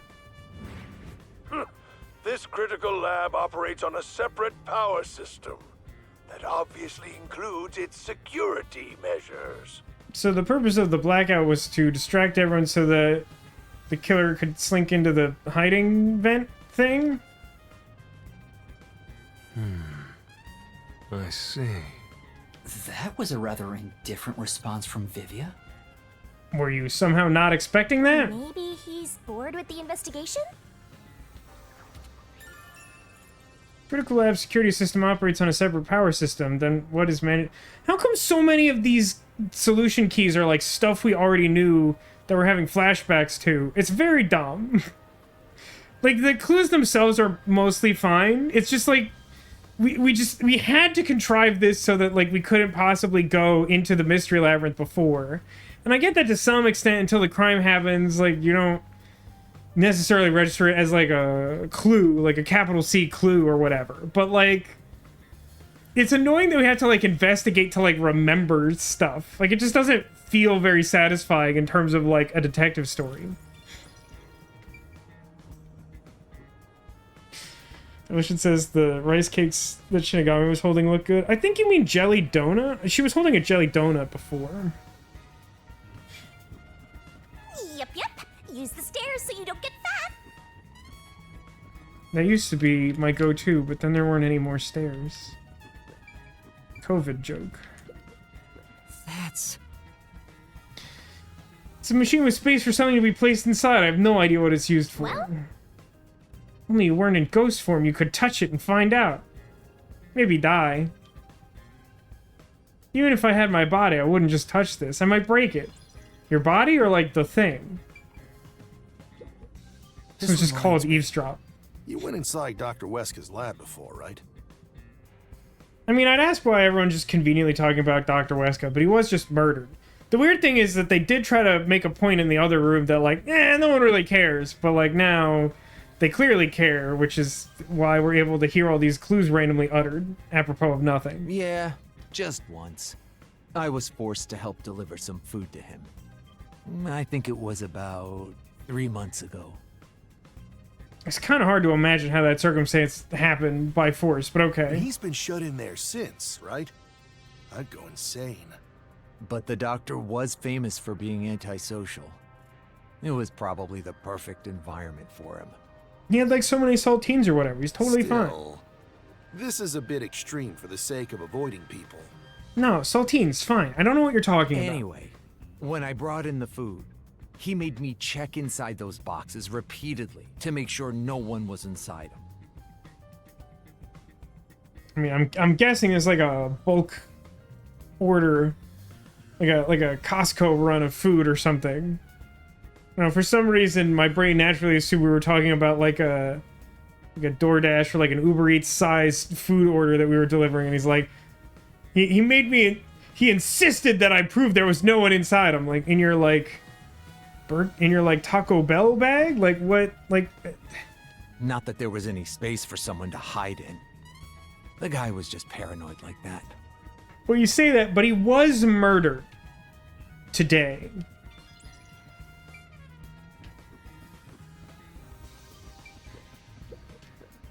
Is he even giving DP? I haven't been paying attention. It's a machine, but I have no idea what it's for. Looks like it's undergoing maintenance right now. A researcher's doing an inspection. It's not being used today, so I think it's unrelated to the case. I mean, it kind of looks like it's being used, but whatever. Okay, that's fine. Sure, I guess I might as well.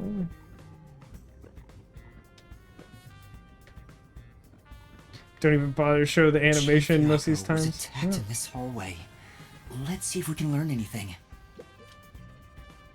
The gory bloodstains are still here, and they're from Chief Yako. This is where he was attacked by the hitman.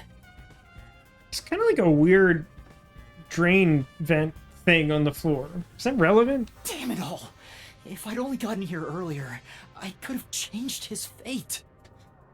I mean, like, literally Fubuki said that she, like, turned back time and it wasn't enough. So, like, I don't know what you expect to have done differently. Yuma, did you see the hitman's face? No. Was he a hottie with a body? Then how do you know it was the hitman?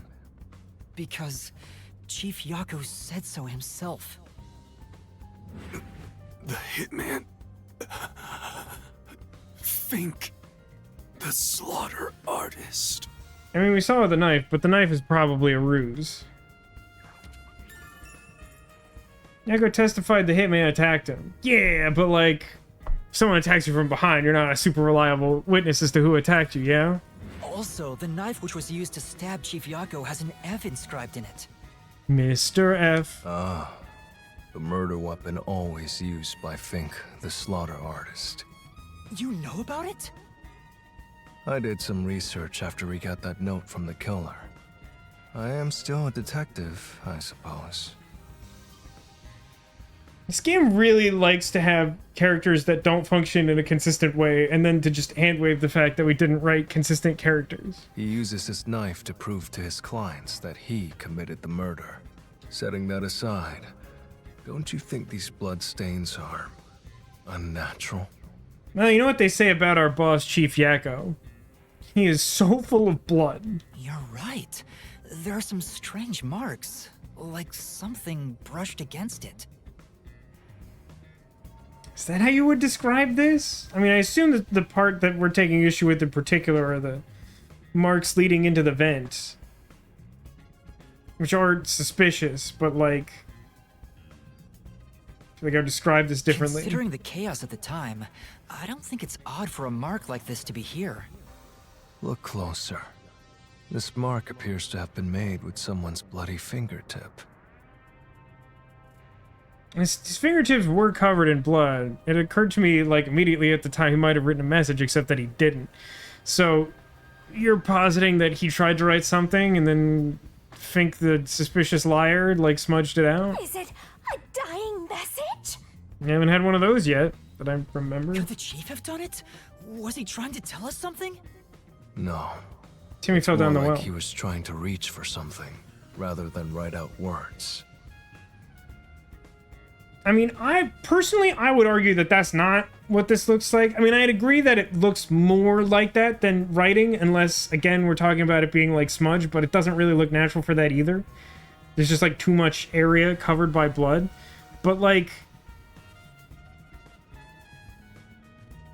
it just, that looks unnatural. I mean, I would listen, without a bloodstain there, I would definitely immediately check this trough of like weird drain for anything potential down there. Like, I don't need the game to contrive a reason for me to do that as a detective. That just seems like a thing I would do when the blood butts up against it. That something could have fallen down there for any number of reasons. But like, this weird blood trail doesn't look natural, but like not in the sense that like he didn't simply bleed out, in the sense that like it looks really weird and I'm not entirely sure how it's supposed to have happened that way.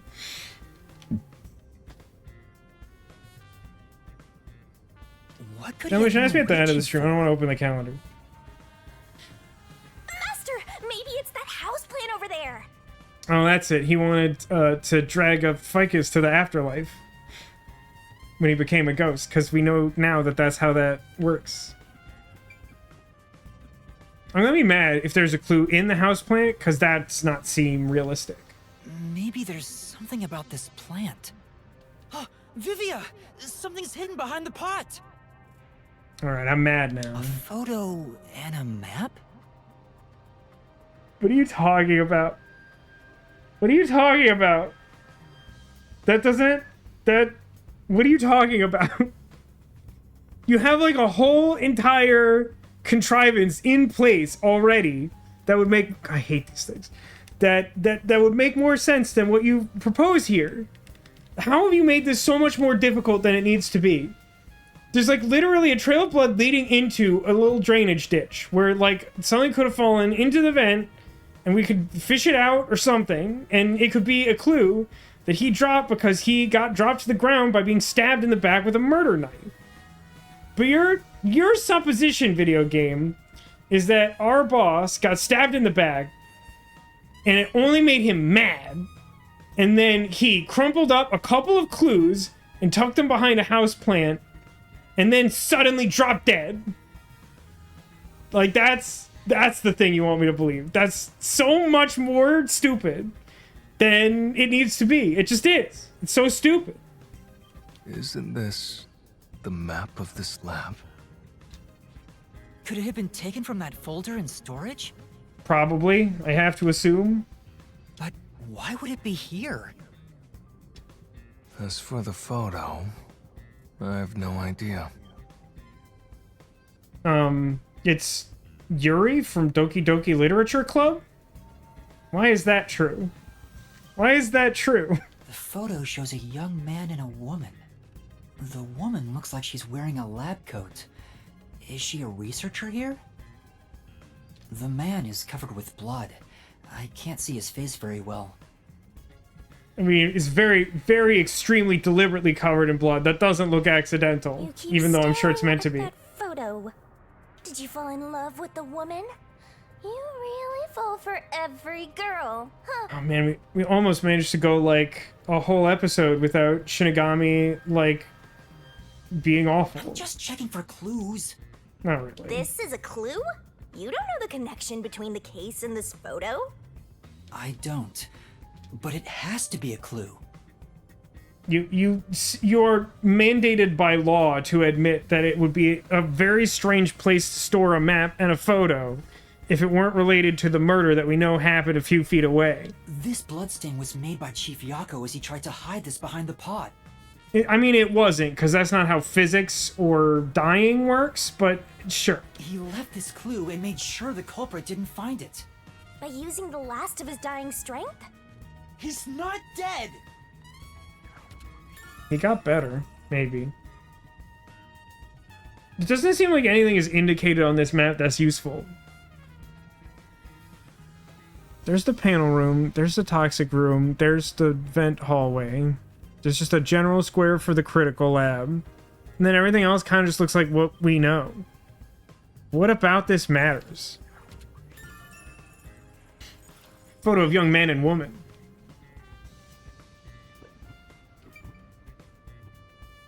Well, that genuinely annoyed me.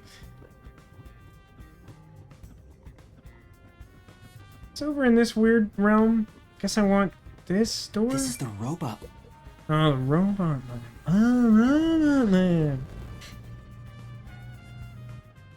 Only sometimes phase through door. Hey, listen up. The reason Dr. Weska died is because I murdered him. Is because he deserved it. It's called karma. He always insulted my research. This man's growing a mushroom again. Serves him right! Serves him right! Aw, sorry, that must have hurt. This is also his fault. Sure, buddy. They still haven't come back with that Omapal I lent them. I'll take a bath with it once it comes back to me. Oh, but that means I need to start research on waterproofing it. Why? Why have you done this to me? There was no reason to include that in this game. There just wasn't. I think I've seen something I shouldn't have.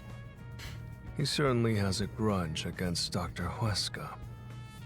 I guess it's easy to find out what people are really thinking when you're in ghost form.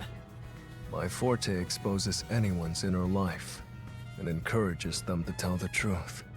Feels like that's definitely overstating the case. It would only do that if they were already inclined to just say stuff out loud like they had no internal monologue. Exactly, Demolition. Who talks out loud like that? Nobody. Thus defeating the purpose of the thing that was just said. That being said, it's thanks to this ability that no one comes near me anymore. I mean, at the very least, I'm someone who I think talks out loud, like thinks out loud to themselves sometimes, like probably more often than an average person does. But like, even then, it's not like I'm uttering like deep dark secrets that I wouldn't tell people. Like, what would be the purpose of that? It serves no function. You have brain for a reason. Just think. Which is what makes you special, Yuma. Oh, he said I'm special. You're way too naive, Master. It's pretty much a sickness at this point.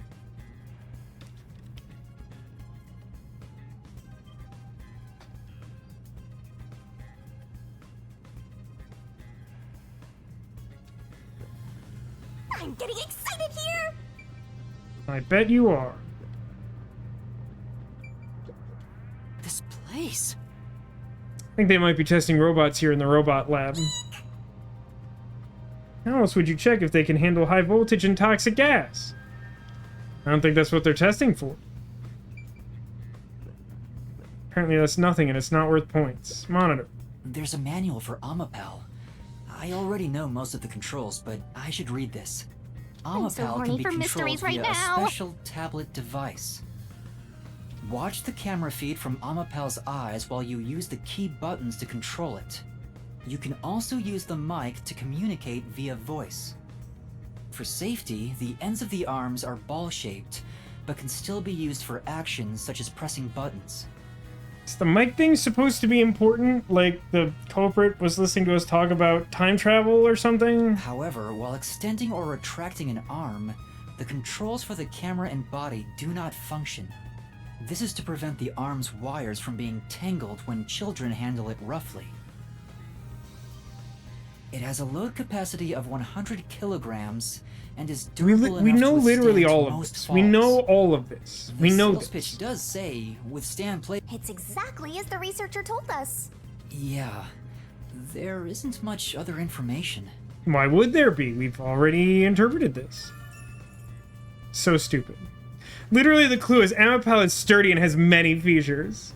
Why did I need to read all that information again? It's like the third time that the game has told me this. I think that's about it. And investigation. I think I've checked everything I could. But have you checked it twice? I knew it. You didn't get any clues for the case. We have learned a lot here. What? But what do we learn? That's all I can do to help. After all, I'm more interested in the story than the truth. For a moment, I really thought he was going to pull out like a ghost umbrella and fly away like Mary Poppins. That's all I can do. Goodbye, Yuma Coco Head. I think we should return to our bodies soon. There's not much time left. Before what? Oh, then I'll go back too.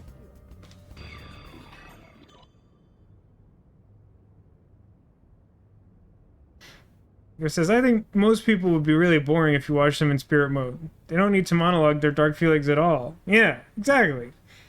It's weird that they described it such that, like, people are, like, obliged to tell you their secrets. Like, nah, they're just gonna, like, make a sandwich. Maybe hum a song to themselves or something. I don't know. I really don't think it's all that interesting.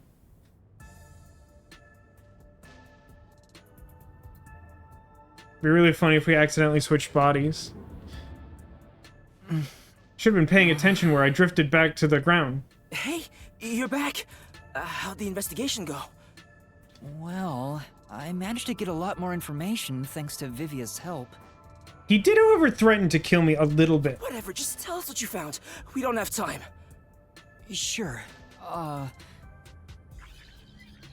This implied that I told him all the dumb stuff that happened, and I assume left out the part with the X-Acto knife. So nothing you found leads us directly to the culprit. Oh, damn. It's almost like none of you have been playing this game, and that you don't understand how the Mystery Labyrinth works. Which is internally consistent, but also just sort of belies, like, just obviously I don't need to care about this. Yeah, sorry. If only we could get a glimpse of Dr. Weska's computer. What could we learn from that? The security logs. They should be saved on the doctor's computer. Do we actually think that there would be any particularly useful information in those logs? Like, what? How detailed do we think the security logs are? I feel like at most they give us, like, a more precise time of death, maybe? If we could check the logs, we could clearly see the security system status. Active.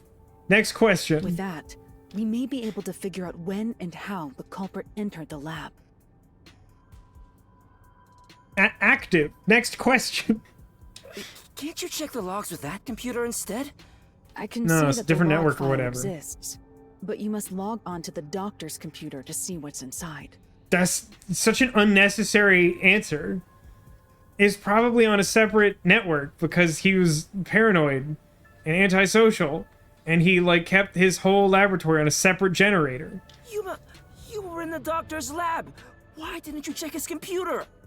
I was a ghost. Skull joke. No hands. You cannot touch anything while using spectral projection. So obviously, we couldn't mess with a computer either. Why didn't you possess a peacekeeper in the room and make him order the others to do it? Don't be unrealistic, please. The ghost form isn't all-powerful like that. It cannot take over someone else's body, nor can it be heard. In fact, you weren't able to hear the conversation between Yuma and me when we were using spectral projection. Master, It'd be a really lousy power if you carefully could. remembered that spectral projection trait. Huh? Why do you say that? No reason. I just have a feeling. Just say it! Shinigami! You're killing me! Just say the thing that you're thinking! It's relevant to your existence and to human safety! What is your goal? Tell me what your goal is as a character! It changes every 6 minutes! Do you want me dead? Do you want to marry me? What is your deal? Tell me your deal! Tell me what it is! If you're concerned that he can see you because he has ghost powers, just say it! Just say the words! Like, she has been doing this for, like, the whole case. For, like, hours of our lives, she's been doing this. She just keeps passive-aggressively being like, I don't know. Maybe he sees ghosts. Just do it. Am I okay? Nah, Letters. Nah, I'm never okay. How you doing? I've definitely reached a point with this game where I'm frustrated with most of the characters. There are definitely strengths to these characters, but I think I don't know exactly how far I am in this game, but it's quite clear to me that, like, having consistent motivations is, like, not a thing we cared about when writing the characters in this game. And so, like, for example, and this is some light spoilers, I don't know if this is a game you ever intend on playing, but, like, basically, our character has sort of a ghost companion and has discovered that, like, maybe someone is able to detect her in a way that she didn't suspect was possible.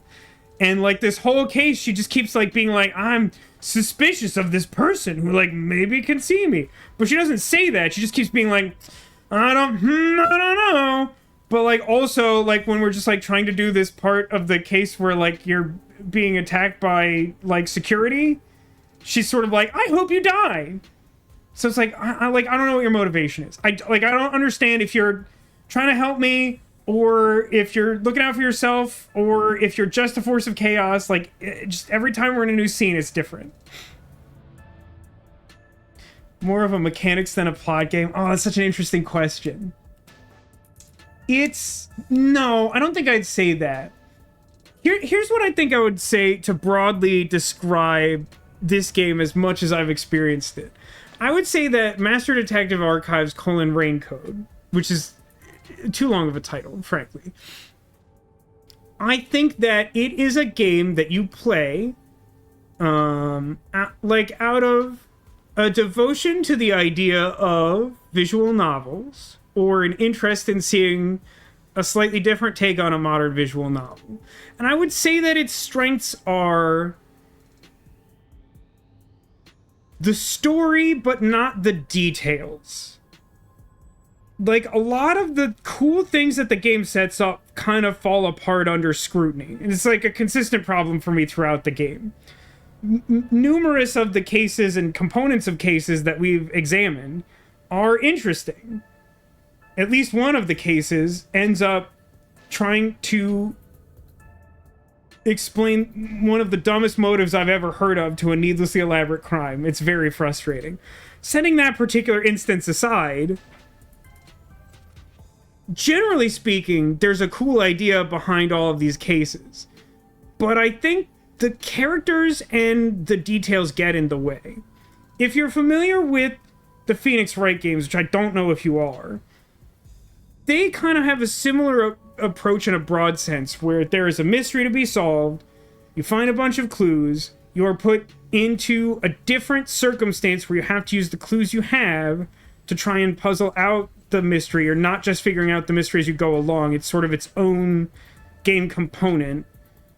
But, like, in the Phoenix Wright games, there's often an instance where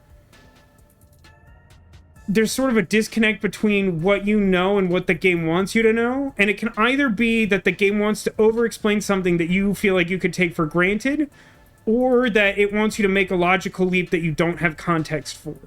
And this game does both of those things very regularly, instead of them just kind of being like the individual worst part of a case that you solve in a Phoenix Wright game.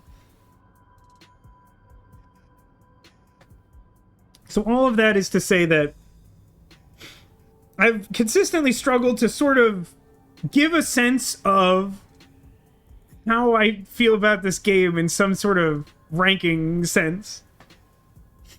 It's just not consistent enough. The writing is subpar. That might be an oversimplification. It's probably fair to say that. I think it's just that I might guess that it's sort of like an inexperienced auteur kind of situation. Because, like, the guy who created this game is the same person who made the Danganronpa games, which I don't know a ton about, admittedly. But I know that they are pretty well regarded in terms of, like, visual novel-esque games. And, like, I just sort of get the sense that, like, because of the success of those games, he's sort of like, I have an idea for something new. And they're like, cool, go for it. Instead of, like, having him put together a team who can help him shore up the weaknesses in his own writing or creative skills. He's just sort of like, I'm going to do all of that. And then I'm going to get a team to, like, awkwardly render stuff in 3D in a way that's definitely not perfect. It's not unbearable, but, like, definitely could use some work. I mean, at this point, I think I'm skeptical that I will say that this is, like, a great game. Is it a game that is trying some different stuff and is probably worth at least trying or checking out if you like the genre? Probably, but I wouldn't, like, highly recommend it. Do I regret paying the price I paid for it? What the heck did I pay for this game? I think I paid, like, normal console game price. It's probably a little steep at that. I think I would say that if you were inclined to try it, I'd try to wait for a sale. I think that's fair. I don't regret playing it, but I wouldn't say I've had, like, a universally good experience. Anyway, whatever just happened. I don't care. Can't be done with spectral projection. Someone has to go back there and look at the doctor's computer, right? This is definitely how we end up in the mystery labyrinth. It's basically jumping right into enemy territory. Heavy breathing. This is bad. His heartbeat. Are you serious? It's weird that she sixth sensed that. Right? Don't just stand there. Right. I'm sitting. Does that help? Please stay with Pedantics? us. It was only a matter of time to begin with, but it looks like that time has come. So now, like, everyone's gonna be focused on the chief, and we're gonna run to the office, and we're gonna get captured, and we're gonna go to the mystery lab. For everyone. Chief Yako, Halara, Fubuki, Tetsuhiko, and even Vivia. Even Vivia, who I'm definitely less concerned about him dying. To be honest, even if you want to go to the mystery labyrinth, you don't have enough clues. We never have enough clues. We're always finding clues in the mystery lab. The doctor's computer? Hey, Master. You've always been relying on others until now. Isn't it time for you to handle this by yourself? Nah, this moment is not earned. I know we've been trying to do this, but, like, no, we didn't set this up at all. Try to save everybody on your own without asking for help. Also, I honestly think this moment would be better if Yuma did it on himself without being told. Nah, I guess you're really not that type of person, Master. Because, like, I feel like we have kind of shown, we've, like, earned some amount of personal growth from Yuma in his own right. I think it would be a more powerful moment if, like, seeing all these people that he cares about... What's wrong? On, like, the precipice of disaster, if he suddenly did something out of character because he knew it was the only way to help them. Like, to me, that works way better than yet another character preaching to him about whether or not he should rely on others. Like, that, I don't know. I don't think that's been doing us any favors. I'm heading back to check the doctor's computer. We have to find the final clue. Wow. Wait, are you heading in there as yourself? Do you know what you're doing, Yuma? It's all over if you go out there and get caught. Thanks to our investigation while in ghost form, I have an idea where the Peacekeepers are located. Now is our only chance before Yomi comes back with more Peacekeepers. All right. I'll leave the investigation to you, Yuma. She says calmly while doing chest compressions, but like not actually trying to do mouth-to-mouth resuscitation at all. Hey, are you sure about this? I think she's actually just trying to crush his chest is what she's doing, based on the animation. Our hands are full just trying to treat the chief. We have no choice but to leave it to Yuma. The doctor's computer should have the security log and other important data hidden inside. In fairness, Halara is currently the only one who's like really involved in this. She could probably use a second, but like at least one of these two could theoretically go with us. I don't know that it would change anything. Maybe if Fubuki helped with time travel or something. Right, I'll see to it. I shall join you. That way, if you get caught, I can use my forte. But we're gonna say that we can't do that, right? Because it's less dramatic? No, Fubuki. Please save your power for when everyone is in danger. I'll be fine. Reversing time takes a lot of energy, right? It should be saved as a last resort.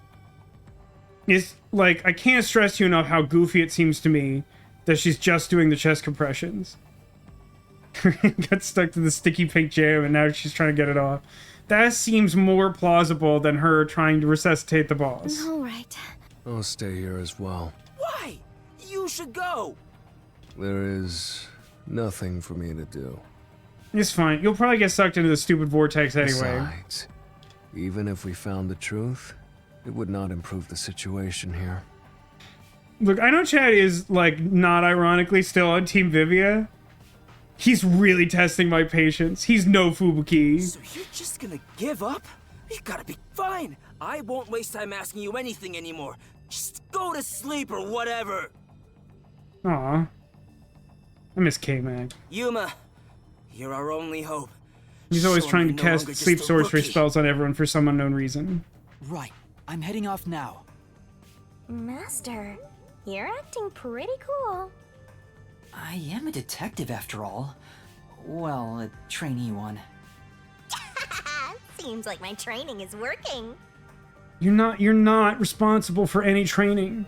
None of this is your doing. Oh, and Master? Regarding the clumsy girl's time rewinding power, you should probably keep that in mind too. What are you talking about? Huh? Why? It probably has nothing to do with the case. Just a feeling. You know, just in case. Sure.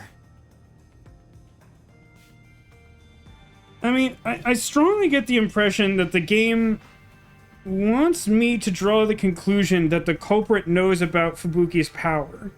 To what end, I have no idea. Because, like, the only reason that Yuma, as a character, is even able to take advantage of it is because of his coalescence power, which lets him share her ability.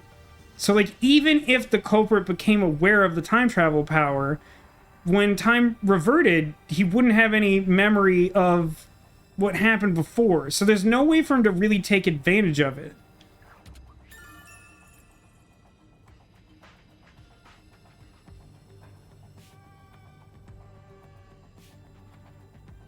I feel like something really annoying is gonna come from this. But credit to me that I demand as your captain. All right, let's move carefully so the Peacekeepers don't spot us. I brought that up earlier, unprovoked by the game.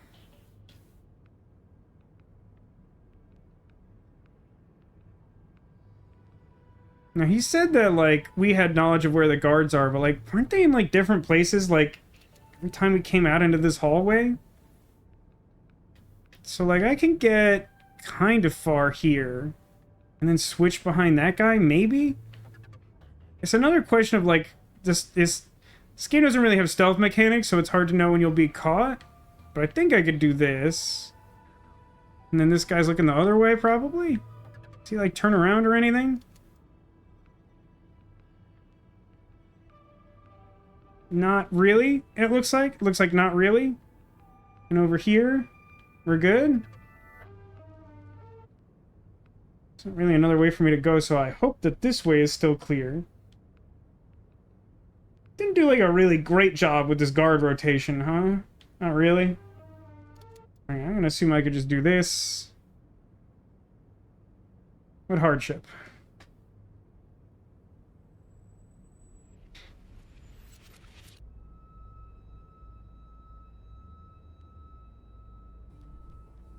That might be true, Neko, but I don't know that we can assume that. I managed to get here without being seen, but there should be more peacekeepers up ahead. I better keep moving and stay out of sight.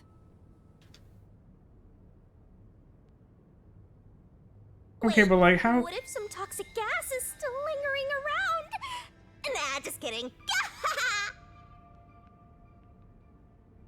What exactly is the game plan, though? Like, I could get this far for sure. But without, like, turning back time... There doesn't seem to be a realistic way to get in there and access the computer without being caught. Unless they've, like, completely changed their... Oh. Yep, they completely changed their behavior for no known reason. Well, that'll do it, I guess. There are still some peacekeepers. But once I'm at the computer, I'll be in their blind spot. How are you going to get past them? Currently, they're facing the wall for no known reason. I just need to reach the computer without being seen. This mission is impossible. Master, you gotta make sure you don't get clumsy.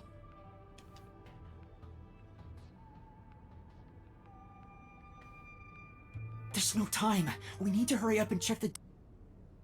All that's left is to It was check abrupt the and computer. weird. Also, why'd they act like that was a big deal? When we just had to walk in a straight line. Who's there? Oh no! Jeez, I told you not to get clumsy. Just to be clear, I didn't have control of that. That, like, cartoonish malfunction of our own idiot plan was scripted by the game. You're that terrorist detective. How did you get here? I'll catch you and report to Director Yomi. Master, you'll have to take a chance in the mystery labyrinth. Wait, I didn't check the computer yet. I have to do that before going to the mystery labyrinth. Then what are you gonna do? Turn around and access the computer? What do I do? Just come quietly. Resistance is futile. What's the Is matter? Vivia gonna hit them?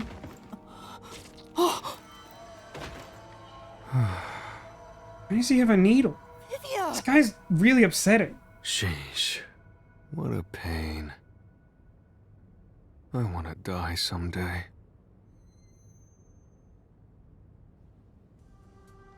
Vivia, you came to help me? I always like to Yikes keep this forever. syringe in my pocket. I don't want to know anything more about that.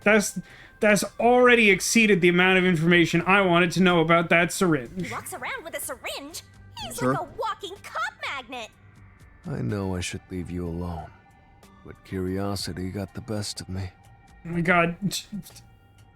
Write one character with consistent motivations challenge, 2023. Difficulty level impossible. You are like death itself. Nah, but she's like kind of like my girlfriend or something. I don't know. The relationship is complicated, but not good. You said that before, but I'm not the death detective. No matter. I will be a witness to the end. Hey, guys. I do actually intend to harsh your buzz completely. I fully and totally Way want too long, and none of it sounds to true harsh at your all. buzz. So, like, could we just, like, could we just go do the computer thing and then worry about what the motivation for coming here was when he could have just, like, worked with us in the first place? Once you obtain the truth, I'll see if you choose to scream or fall silent. I don't get what you mean, but you really saved me. And now I can check the doctor's computer. Just give me another 60 minutes to just mess around and do nothing. Vivia really helped us out there. Let's wrap up this investigation now. I mean, we wouldn't have needed his help if we hadn't kicked that can. It's not locked. Oh, thank goodness. Yeah, it's pretty convenient, huh? No one could enter this room, so he didn't need to set a password. I mean, security protocol for the company probably directs him to lock the terminal when he's not using it, but sure, whatever. Time to check it out. Let's see. Security log, reference folder 1, folder 2, folder 3. Well, what are you looking at? And what did you find out? Well, basically, when the security system is turned on or off, it automatically records the date and time in the log. So if someone cut the security and entered this room without permission, it would be recorded in the log. Uh-huh. I don't really get it. I'm not into modern machines and stuff. Huh? What's going on here? It was on the whole time. It was on the whole time. The only instance of the security being switched off was an hour ago. It Yeah, it hasn't was on been the whole turned time. back on since. Hey, guys, I just want you to know that I am an idiot and that I am more competent than all of the detectives in our agency put together. Now, they could take me in a fight. Easy. No problem. I am a soft boy. But they are all idiots. And when it comes to solving a crime, maybe Halara would be my match, but everyone else is like 100 years too early to be my opponent. It is very frustrating sometimes. That means this must have been when I used Amapal to disable the security. Yeah, because the security was on the whole time before that. Right. Where have you been for the last hour and a half? Well, the last time security was cut was 90 days ago. 90 days? Which means that security was up for at least 90 days before I disarmed it. Just a casual 90-day period. There wasn't a single moment that security was cut during that time. This old man was cooped up in here for 90 days? He's a bona fide shut-in! Could at least beat you in a fight if Vivia would kill himself before you'd reach him. You know what? Not only do I appreciate the incredibly twisted positivity there, Neko, but you're probably right about both of those things. That's not the problem here. There's no record of anyone coming in and out of this room. There should be a log of the hitman entering before we did. Yeah, that's the part I'm still not 100% sure of, but like, for sure the security system was on the whole time. Since there isn't, the doctor couldn't have been murdered here. Oh, well then I guess he's still alive. That's how stuff works, right? It's the perfect, impossible crime. Oh my god, stop being so dramatic. From the looks of it, it appears we have strayed further from the truth. That's not how clues work. Just because you don't understand them doesn't mean you're further from the truth than when you started. You have more information about what the truth is. You're still closer. That's not how things work. The files are formatted to prevent editing. There doesn't appear to be signs that the log was rewritten.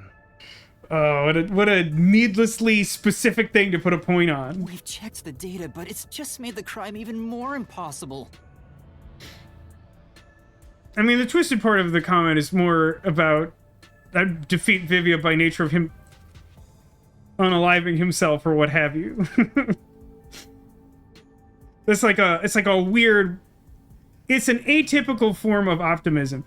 Do you, by the way, like the way Shinigami looks in this lighting? I think that's her good side right there. And thus, the mystery deepens. Mysterious. It's not over yet. There could be more secret data. Secret data. Mentioned it. His emails haven't been deleted. He's been communicating a lot with the same person. One message is fairly recent, too. Is it from a Nigerian prince? From X5% and at HKGTA70 to Doctor. Doctor, we have trouble. Someone has discovered our deal. You should go into hiding for the time being. So this is someone on the outside who was trying to help the Doctor escape.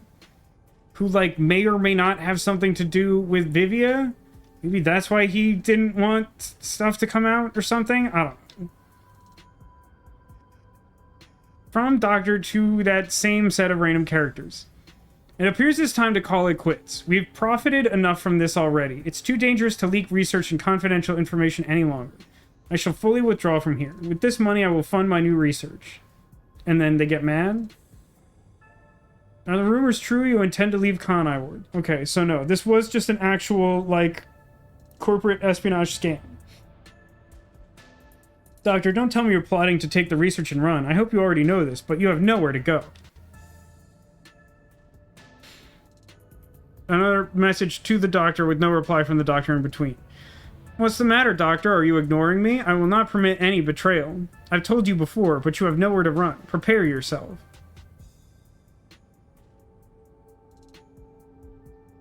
This is...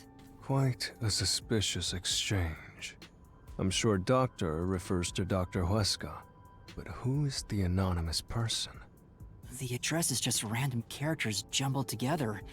It'd be hard to figure out who the person is just from this. The doctor spoke to a mysterious person about leaking research and confidential information. Speaking of which, Makoto mentioned something similar. Well, this is just a rumor, but someone in Amaterasu Corporation is working behind the scenes with Dr. Huesca. I don't know what they're plotting, but if this rumor is true, they must be dealt with eventually. It really does seem like it's you. It really seems like you would have done it. Something about the nature of those messages.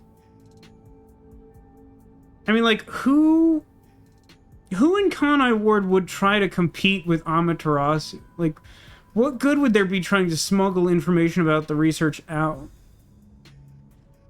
And if at this point, before we entered the place, Makoto's stance was like, we would have to deal with this person, it suggests he already knows about it, which could be because he's the other person that he was talking to.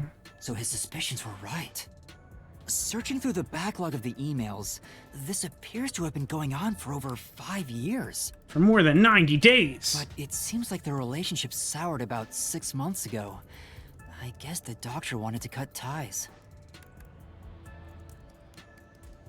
Now, when you say soured, do you mean like before those exchanges we were just looking at? It seems weird that he could have gone silent and not felt any repercussions for 6 months. We know that he holed himself up in the lab 3 months ago, right? Wasn't that the figure we were given? So the doctor plotted to leave Kanai Ward, and this anonymous tried to stop him. It's more like he directly threatened him, if you ask me. Email records of Dr. Huesca and Anonymous. There were regular communication between them until just recently. Okay, but that doesn't sound like 6 months ago. I would like a clarification on what precisely you mean by their relationship soured 6 months ago, if this deteriorated recently. Could Anonymous be the one who hired the hitman? Could also be the hitman. Doctor betrayed him, so he sought to kill the doctor. Makes sense. Why are you winking at me? The doctor didn't shut himself in here just for research. He did it to protect himself. He felt Anonymous posed a threat, so he barricaded himself in a lab with impenetrable security. That also makes sense. But he sure didn't act like someone living with a death threat, right? Either he was that confident in his security, or it was just a facade. It's pretty wild to me that we didn't consider how insanely bad Shinigami looks in this scene, in this framing. It's horrible. I mean, like, no one thought about this? Regardless, this Anonymous is very suspicious. If only we could find out who this is. Even if that person hired the hitman, we still don't know how he got inside. True, that is the biggest puzzle here. How did the culprit get through such perfect security and murder the doctor? If we don't figure that out, the case can't be solved and our innocence can't be proven. Huh?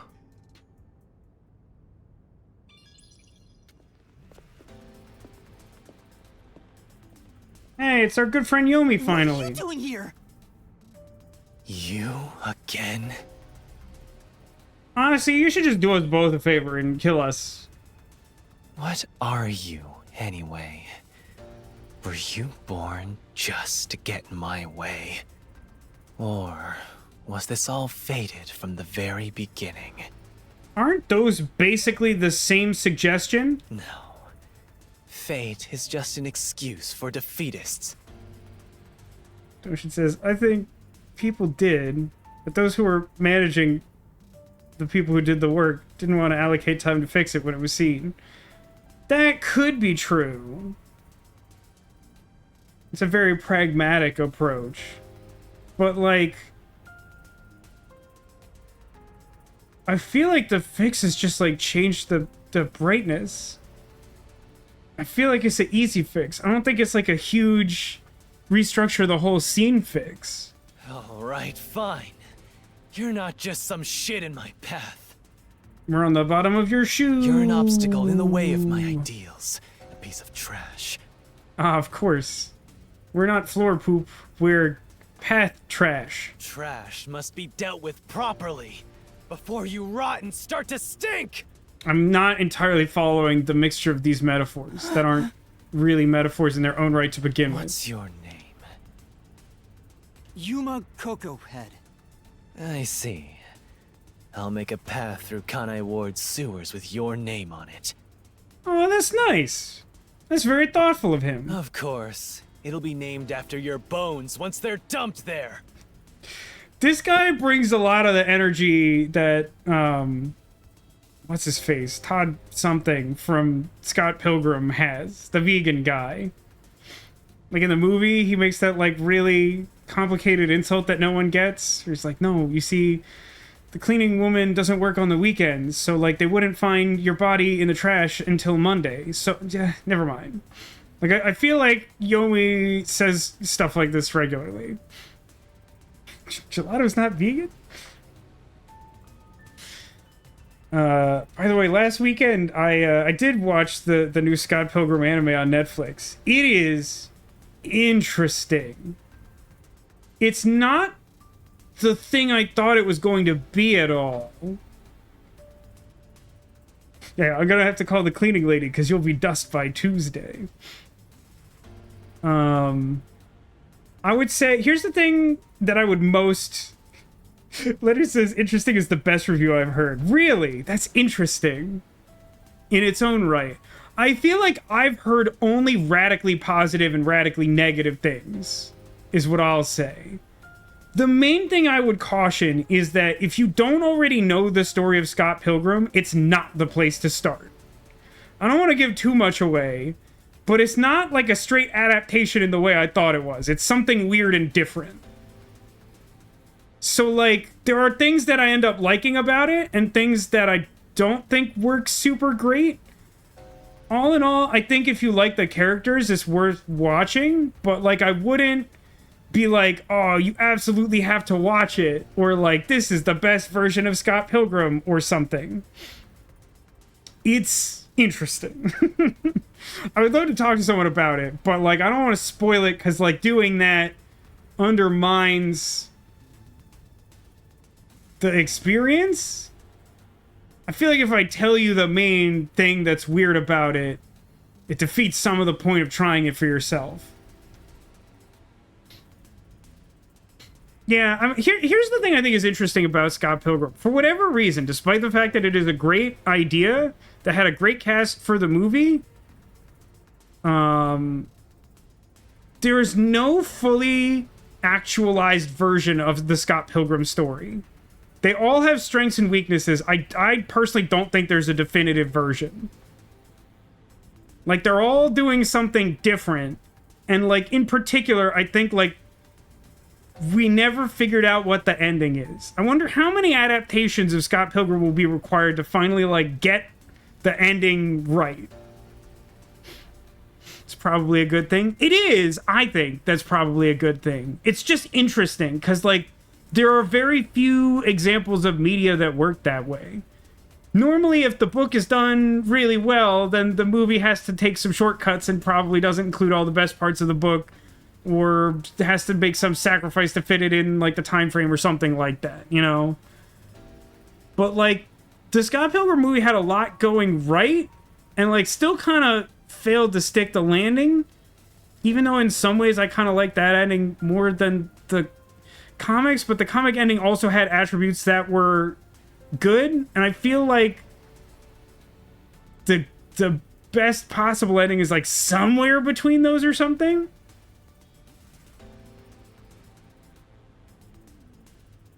Yeah, if everyone is the same, what is the point of adaptation? No, I mean, it's a good point, and I do think it's something that's interesting and that I respect about it. It's just that the thing that makes it interesting is not so much that they're all different and that's peculiar, which is, you know, I think that's noteworthy, but it's the fact that, like, it's the fact that none of them, in my opinion, has the ending just right. Like, it's one thing that, like, maybe maybe the original comics have, like, the perfect ending, but, like, the movie gets some things right that it doesn't, right? Like, that's sort of a reason to do an adaptation and still not have them be equal. But the thing that's interesting to me is that, in my opinion, none Scott Pilgrim adaptation has the ending just right. Like, it almost feels to me like the whole purpose of doing multiple adaptations of the original source is because the author wasn't happy with the ending and wanted to take another try at it. That's what it feels like to me. Anyway, I definitely wouldn't say that the changes are only negative. I would say that the changes are focused on something that I don't think the majority of people watching the adaptation are there to watch the adaptation for. But I'll say this, unlike Raincode, the Scott Pilgrim Takes Off on Netflix really knows its characters to an astounding degree. Like, we really put some thought into what we did. Is it good? I don't know. You have to figure that out for yourself. Anyway, we're going to be dust by Tuesday. Hey! Capture these criminals! Shinigami, can you do it? Wait, he'll execute us on the spot? That doesn't make any sense. If he's going to execute us on the spot, why capture us? Just shoot us. This is why you failed. Of course, it's all thanks to my patient training. None of this is because of you.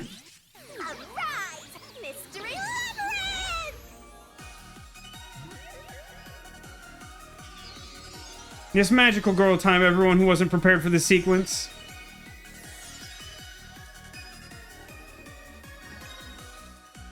It's my theory that there is probably, like, one more case in this game. I really can't hazard a guess as to what that's going to be to encompass everything we need to know. But maybe I'm wrong. Maybe this game is, like, extremely long after all. These guys are worse than stormtroopers. They're just, like, physically incapable of using their guns to kill us. Even when we're not using superpowers. I was complaining a lot about this last week, because, like, they finally, like, upped the stakes by having a character in, like, actual mortal peril. And I was like, it's so weird to make that choice when so much of the game is just, like, the bad guys are stormtroopers. Like, it's just very weird to me. And then here we are again with them being stormtroopers. He's like, capture them so I can kill them immediately. Like, that literally doesn't make any sense. I see. So this He looks so smug. is your true power. Yuma. I knew you were dangerous. No matter what you say, it's already way too late. Oh, but they were gonna kiss Shinigami. Sarah was really invested in that. I can tell without looking at chat. I want to die someday. That seemed like the definite thing he was going to say upon entering the Mystery Labyrinth.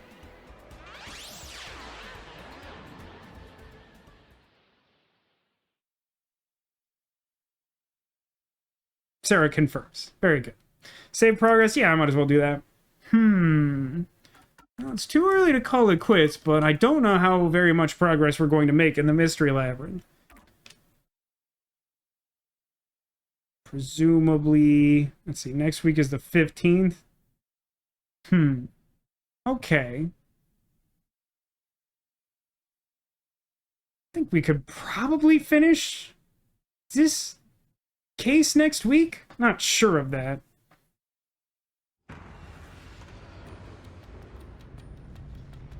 I'll probably have to make a little bit of progress here for that to be true. I still maintain this exterior should look different every Mystery Labyrinth. It's weird that that's, like, uniform.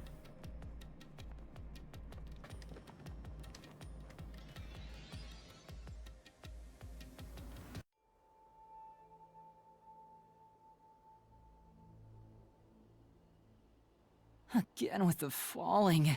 Why can't it ever be a gentle landing? Oh, Vivia. This is called the Mystery Labyrinth. So, this place is a physical manifestation of mysteries from the case?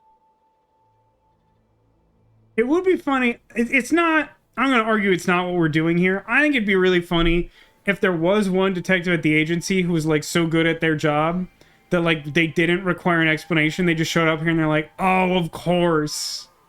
You can tell? Oh, well, anyway, this actually isn't my forte. It's... Due to the power of death. Her, right? Huh? So you really could see me this whole time. He could? It's due to my So annoying to me. spiritual affinity. Ever since I was young, I've been able to see otherworldly things. My forte was gained through training that innate talent. Though, I wasn't able to see her clearly like this before. She was some sort of round blobby I thing. could tell you were talking to some haze following you around, but that was it. See, here's the thing that bothers me about this. And I feel like I touched on this sometime in the last 2 streams, which is that, like, the communication between Shinigami and Yuma is, like, essentially telepathy. So, like, what part of his power allows him to know that we're talking to her? I mean, I guess there are some occasions where we're saying something out loud to her.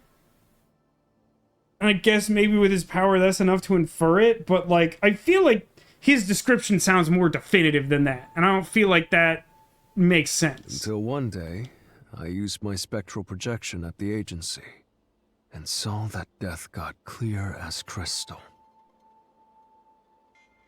I can probably hear her and us looking at her. Maybe. I mean, I'm not sure we've been clear enough about exactly how this power works to know its limitations, which is something I was sort of asking for from the game that I don't feel like we've gotten.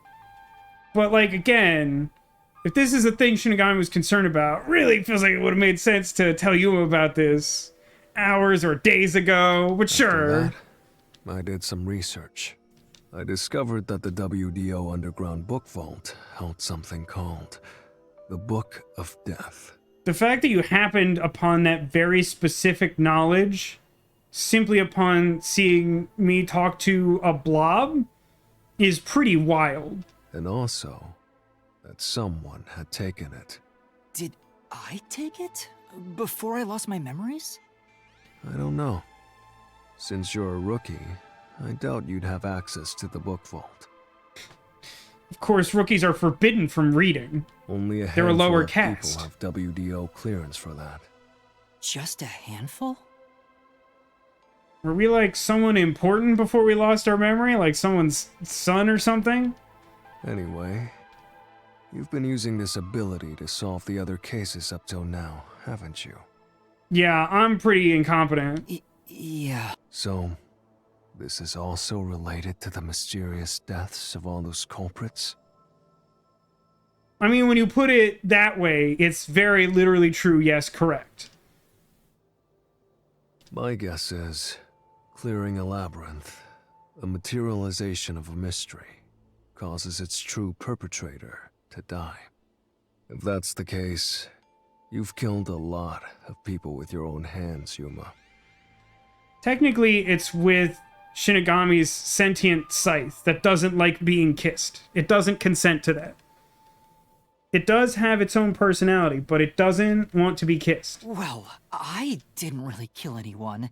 It's just what happens when... Nope. I may be the one reaping their souls, but the blood is still on your hands. I mean, that's a genuinely debatable point, but also, like, not a super helpful energy to bring to this conversation right now. Hey! No point in pretending to be a goody two-shoes. You're risking your life to solve these mysteries. I see. So you're determined to do this, huh? Sorry, but I don't think I have that kind of conviction myself. So, I think I'll take a nap here while you go and risk your life. I mean, if I mess up, you'll still die or whatever. You can sleep if you want, but you won't be able to get out. He has Makoto energy. I guess that's true. The only difference between Vivia and Makoto is some sort of contrivance to conceal the fact that we're attempting to be painted like a French girl. Is that so? If you're not with Master when and if he solves the labyrinth, this place will collapse around you. Well, if you don't have any regrets in the real world, you're free to die here. Oh, thank you. I appreciate that. Regrets. I don't have any of those. But there are still some things I've left unfinished. Especially after you exposed the mystery of this case. Oh my god, would some person in this room just convey the thing they want to say? Please! I'm begging you! I'm begging you to just say the thing that you want to say! Any one of you! Any one of you! Just pick! What do you mean by that? I'll be perfectly clear. I'm just going to tag along. Yeah, they all do. Trust me. To you. This isn't new information. I don't care what you do, just don't get in our way. Well, Master, let's do the usual. Okay, everyone, have fun. Yeah, okay. Master, are you ready to give your life for the truth? I am. And now a literal song and dance.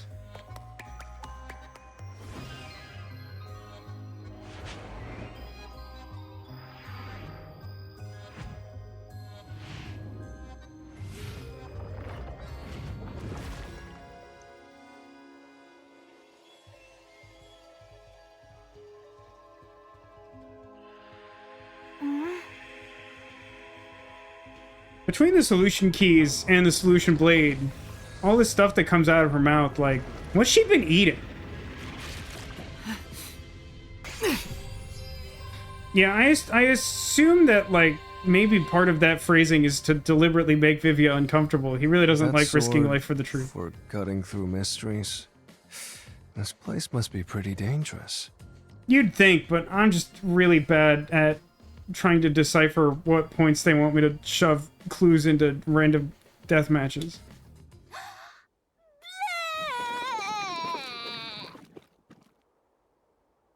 God, the motor in the controller's vibrating so hard at that. Is that key something like a clue for the case? Wow. Looks like you're ready to go. Could you be more of a downer? Whatever. I'm gonna ignore you. So let's go and unriddle this mystery labyrinth! Let's hunt down this culprit who preys on the truth! You think something about Vivia's ability to see spirits might help him retain some amount of knowledge of the labyrinth once this is done? We have to walk? This is unbearable. Come on! You're bumming me out here. I kind of hope they do something with his animation to make it look like he's really not going that fast. Skull face!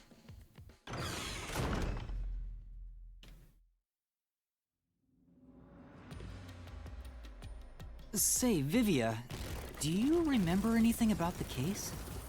You mean Dr. Huesca's murder? Or are you talking about when Chief Yako was attacked? Yeah, well, that immediately answers my question, inexplicably. So that's gonna be a problem for Shinigami. Maybe for me. But, like, is not good for the gang. Huh? You remember? Everyone else that came here lost their memories. That's pretty rare. Must be because of his whole spiritual thing. So the others lost their memories. That's why no one remembers this death god. Shinigami, you have to understand how bad that is for you. How rude of them. It's thanks to yours truly that those cases got solved. That's mostly untrue. That reminds me, I used my coalescence with Fubuki before Vivia. But Vivia is the only one who came into the mystery labyrinth. I guess coalescence got overwritten. Maybe it only takes the most recent ability.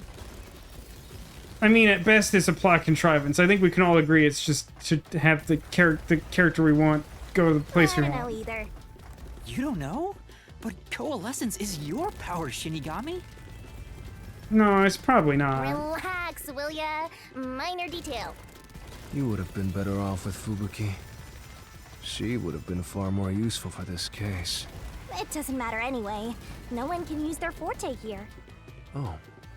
So now I really don't have to do anything. Thank goodness. What a relief. Jeez! You ever think your lack of motivation could be contagious? Hey, relax.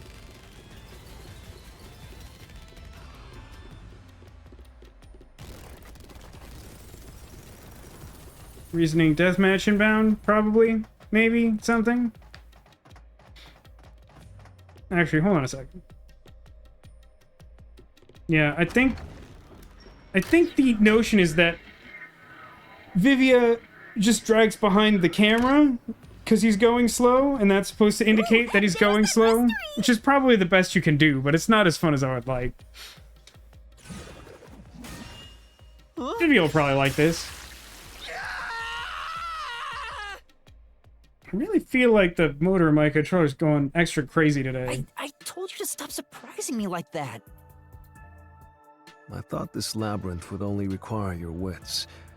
But it looks like it's going to take more than that, Yuma. Well, he doesn't have a whole lot of wits, so he doesn't have a choice.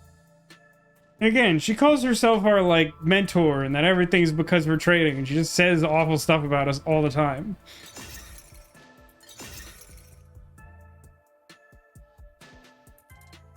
Huh? Why didn't a problem appear? Not only was there no problem, no choice appeared either. It's really confusing. Master, maybe you don't even know which mystery to start with to solve this case. Isn't the point of the magical scythe blood to help with stuff like that? Yeah. There's so many unknowns. I'm honestly feeling lost right now. Come on! You gotta know where to start with this stuff, or you won't be able to solve a single thing. Wait a minute. Are we meaning to imply that we've been the one driving the questions behind these blood splotches every single time? Because if so, it is entirely unnecessary to attack us with the scythe. We could just verbalize the question that we're having. Is communication really that difficult for all of the characters in this game, for real? Let's decide that for now. What's the first mystery of this case?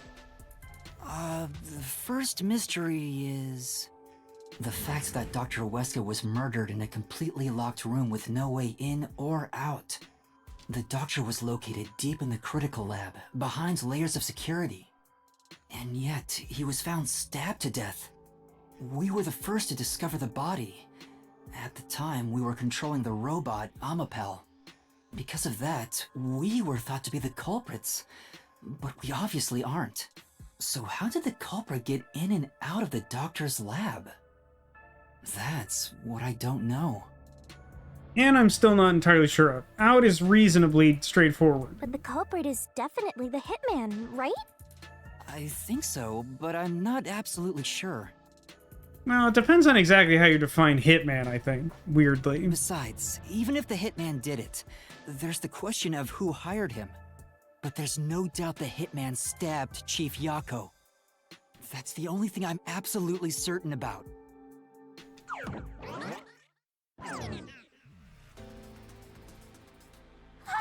Peacekeepers?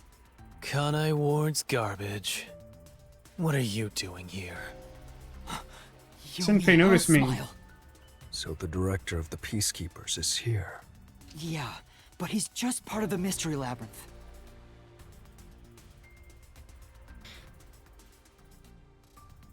Wait, why? Why would we know it's him?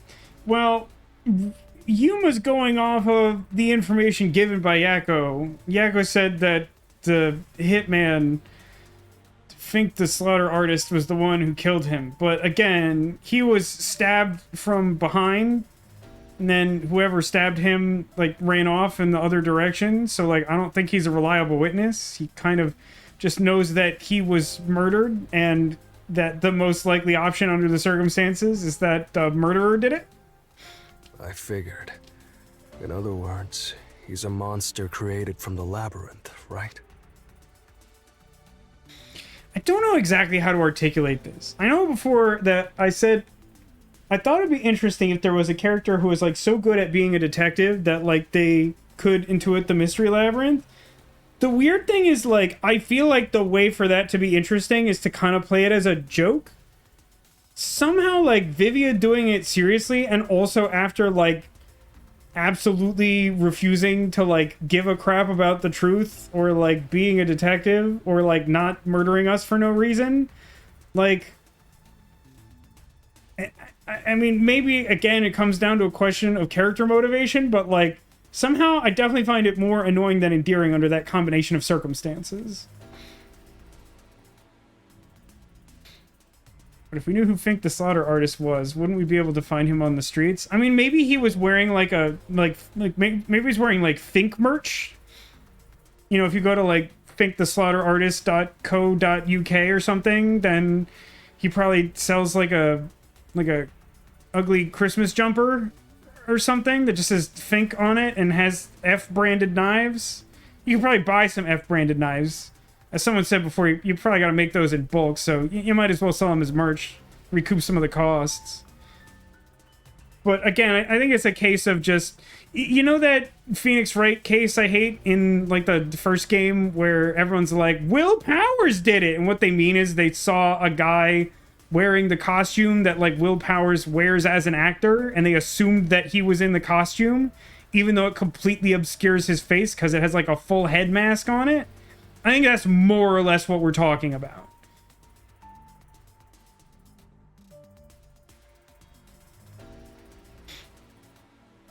You see, that's what that dog was selling. I don't know, maybe. That would imply that the Fink merch was mostly rain-related, because I think it was like a rainwear shop. Right. You pieces of shit. You're disturbing the peace of Kanai Ward. Well, I'd say he's a one-winged angel, but he's clearly got two wings. They're just all on one side. This guy doesn't seem like an easy opponent. But we have no choice. For Chief Yako. For everyone. Do you like his wiggly Zanpakuto sword? You killed Dr. Weska, didn't you? Turn yourselves in so I can torture you to death! Don't you mean oral torture you to death?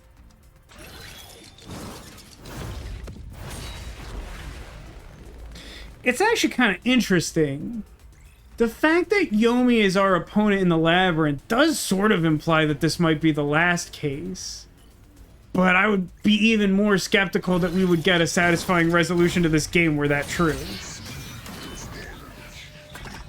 It's my favorite part of the game, which is anything in the Mystery Labyrinth, quite frankly. You're the ones who killed Dr. Hold on, what do I have? Toxic gas properties. It's bacterial, so masks don't work, and after 30 minutes you die. In the critical lab, there was a shoe print on Amapal's head. Well, I have no earthly idea where we're starting this case, so let's go with the shoe print. Weska. You disarmed the security system to the doctor's lab. That's kind of true. Oh my god, look at all these... murdered him inside. Oh, I did that too early? Until you actually entered the lab, the security system for the critical lab stayed active. That's It's true. impossible to bypass the system while it's active. Oh, that zagged. In other words, no one can enter the doctor's lab. There couldn't be an intruder.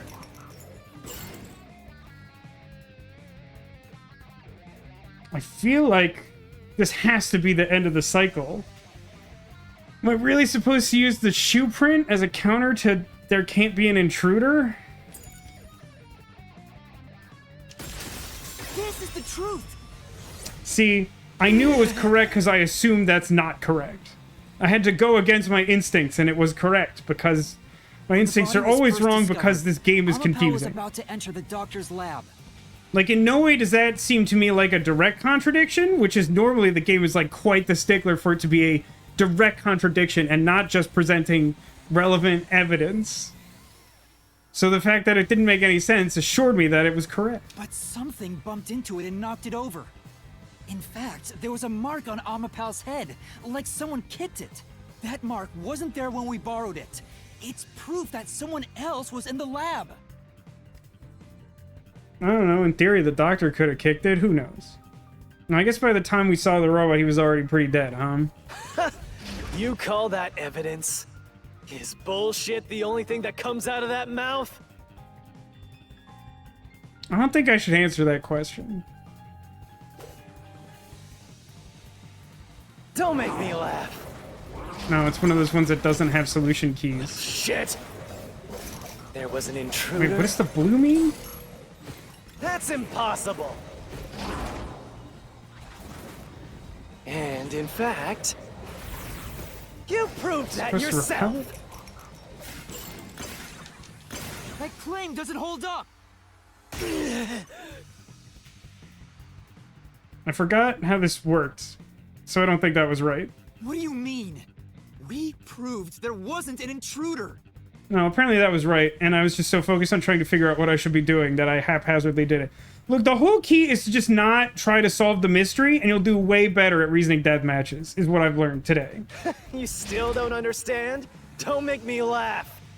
He's just gonna say that a lot, huh? You and I are enemies now.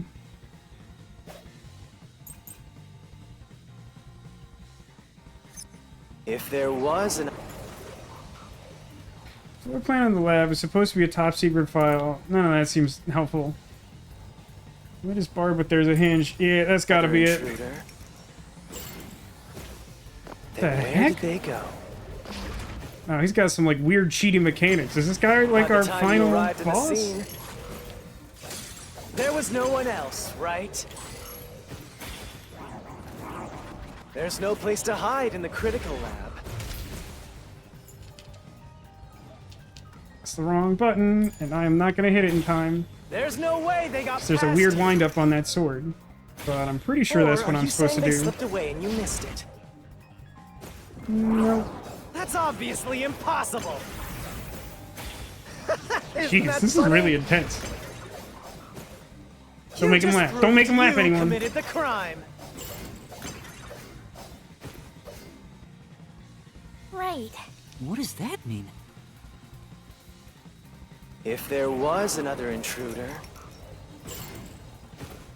then where did they go? By the time you arrived at the scene, there was no one else, right? There's no place to hide in the critical lab. I'll slash through this mystery!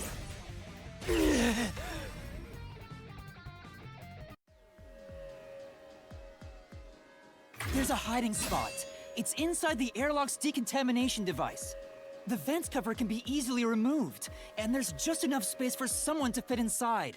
I don't think I'd describe it as removed, although I think technically that is grammatically correct. If they hid inside the decontamination device, we wouldn't have seen them when we arrived at the scene. So what? You've got it all So what if you wrong proved anyway. things? Everything is wrong. Your existence is all wrong.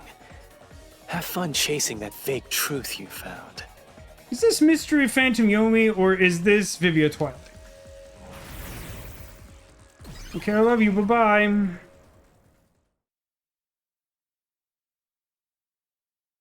Sarah, would you rate Mystery Phantom Yomi on a thirst scale of 1 to 10? How much do you love Sepher Yomi, as you put it? We managed to defeat him this time, but it's not over yet. It's never over. I'm convinced that when I go to bed at night, I'm still going to be fighting these He things. sure is persistent, huh?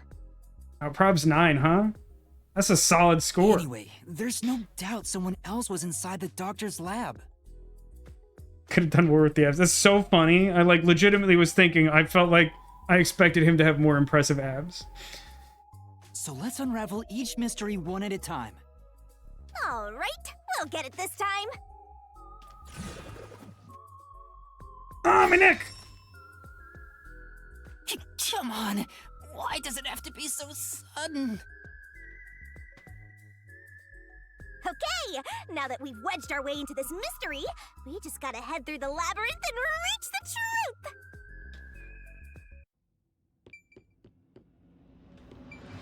Vivia, what do you think?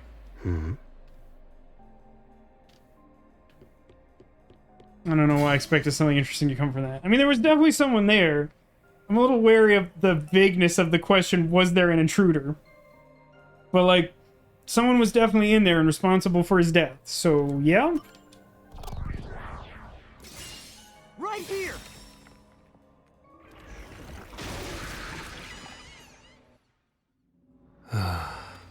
We're just now getting to the point? What a pain. Oh, my dear sweet Vivia Twilight, if you were hoping for anything resembling a straightforward resolution to whatever is happening to us right now, you are in for a tremendous disappointment. There will be much reiterating of basic knowledge over and over again.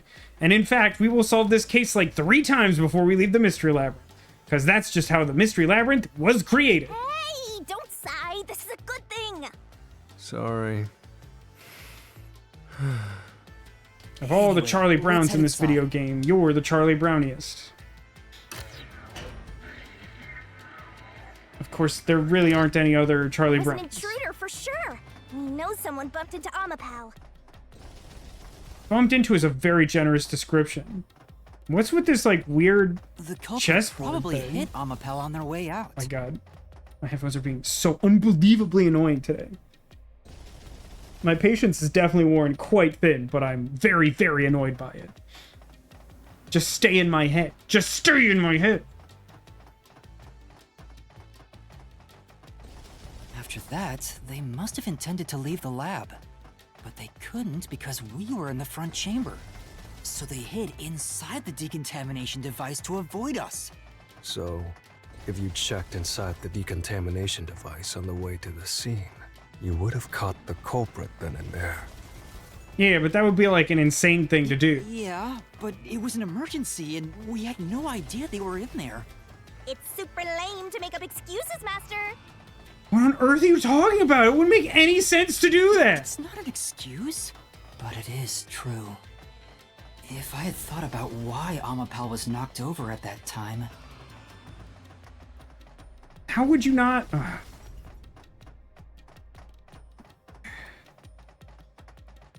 I would have realized the culprit was in there. We could have waited in ambush or searched for them.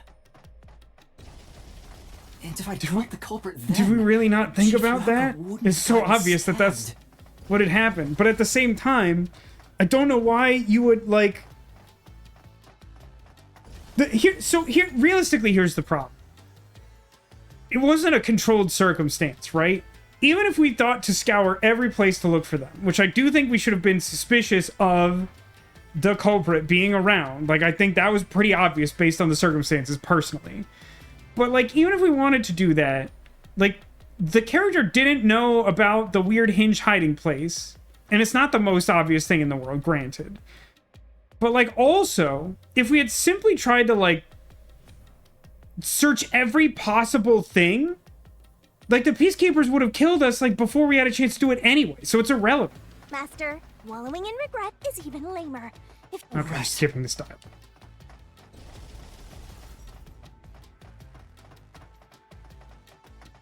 Like, if we're gonna talk about, like, woulda, coulda, shoulda, changed the course of history, we have to be realistic. Like, given the information we had then, we should have been suspicious of a culprit. However, there's no chance, based on what we know from the present, that that would have worked out any differently. Really? Another fork in the path.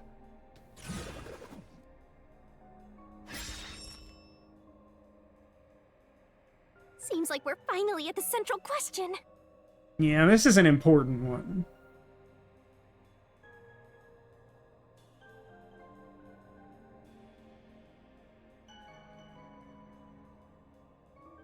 Well, deactivated security by cutting power is definitely not it. Never entered in the first place, I think, is wrong. Which really just leaves invited by the doctor. This is the first step to solving how the culprit committed an impossible murder. Which I'm skeptical of for many reasons, but I guess we'll just have to go with the game. I leave the rest to you. I'm going to read a book or something. How did you bring a book into the Mystery Labyrinth? What are the rules? You can bring your own stuff into the Mystery Labyrinth? He's just special. It's not an answer. What you reading? Man, Vivia is just not... He would be a terrible improver. Let's say that. On. I mean, like I said, we know that the security grid is on its own power and that it hadn't been disabled for like 90 days or something. So it's definitely not like cutting the power. Never entered in the first place. I don't think that's possible. I mean, like, let's look at it this way. I feel like that would imply some sort of trap. Like, it had been rigged up so that the doctor would be killed in the lab without the culprit being present in the first place. But we know that someone was in there. Like, unless there's some weird wordplay in effect here, I just don't think it makes sense to say that they never entered in the first place. Like, they wouldn't have needed to hide in the hallway at all if they had set up a trap. And we know that there was presence of someone. So it really has to be invited by Doctor. We must enter the upsetting pineapple head. Right here. Who lives in a pineapple in the mystery labyrinth? No, I'm seriously asking. I'm not doing a bit. Does anyone know who lives in this particular pineapple? I don't think it's SpongeBob SquarePants. The doctor invited the culprit in? But why? Things are so muddled now because we're assuming the culprit forced their way inside. If the culprit was invited to the lab, then he easily would have been able to enter. Ah, so you think the doctor disabled the security? He wouldn't need it if he was expecting a guest. The heck? Huh? A trap? Guess you were wrong, Yuma. Well, I already knew that before you entered. What? Why didn't you tell me? Huh? You wanted me to tell you? You should have said so earlier. Oh boy. I'm really growing tired of Vivia, I gotta be honest. People only grow by learning from past mistakes, which is why I purposely... Kung Fu statue, man! Master, we have to get out of here! How do we get out? Use logic to show how this route is the wrong one! All right, I'll try.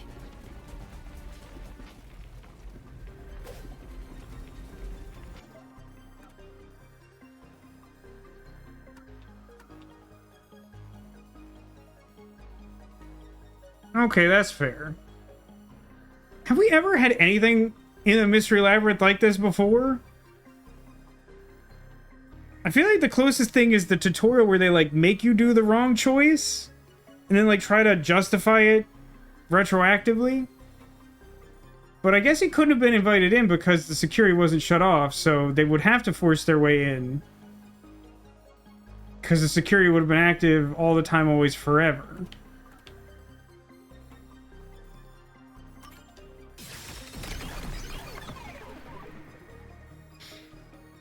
I think this is the first one we got wrong. I don't think that's true, anime. I don't think that's true at all. If that's the case, he certainly didn't cut security just to let someone in.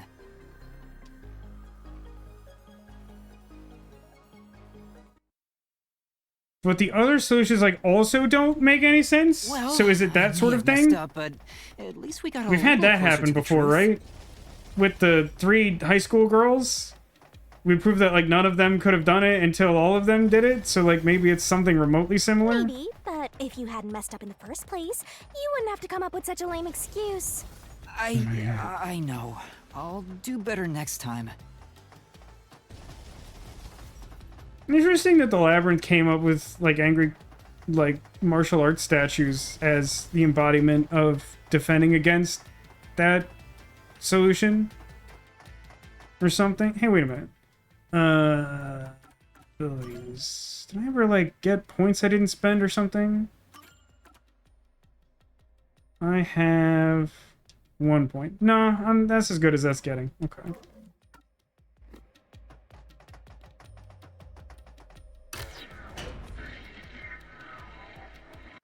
Let's see if we can clear this. I think it may involve going through the other routes as well. If the middle one is also wrong, then that must be the case. Because the left one is clearly wrong. It's like very clearly wrong.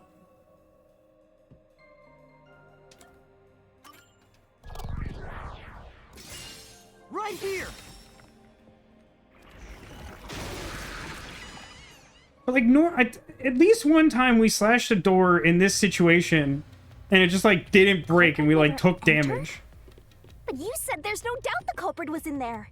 Yeah, I think this is like similar to the high Perhaps school the intruder thing. is not the culprit after all. So you're saying that the doctor committed suicide? No, If natural the doctor causes. committed suicide, then the culprit wasn't the intruder, but the doctor himself.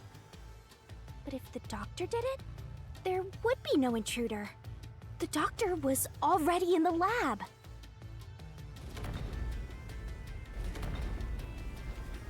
Huh? This route is wrong too? Again? No need to worry, Yuma. I don't mind it at all if we can't find a way to move forward. Because you'll die and someday you hope to? Sheesh. Even I'm losing motivation. You can take care of this on your own, can't you, Master? Don't let him influence you!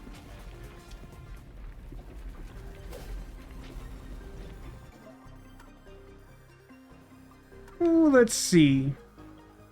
Yeah, I'll probably do it. Stab wounds in the back. Pretty hard to do that self-inflicted. Take advantage of others and sacrifice them. Cancellation. Yeah, it speaks more to... Yeah. This thing. This one.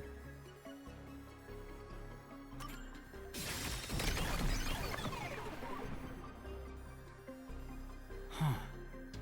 That's right. The doctor was stabbed 3 times in the back.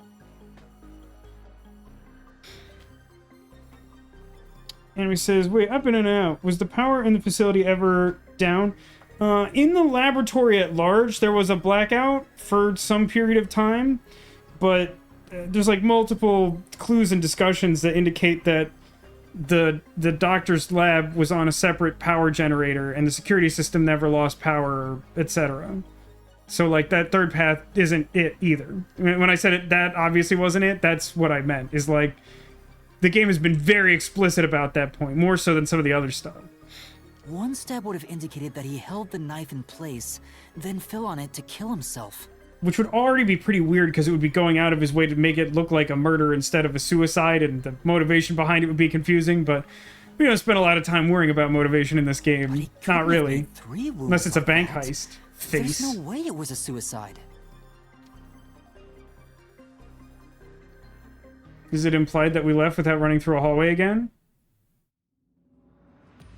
No Nope. excuses, Master. Do it again. You're tired, Yuma. Why don't you lie down for a bit? Which one of you is death? It seems like Vivia's the one who wants me to just, like, sleep the eternal sleep. Resting here wouldn't help me at all.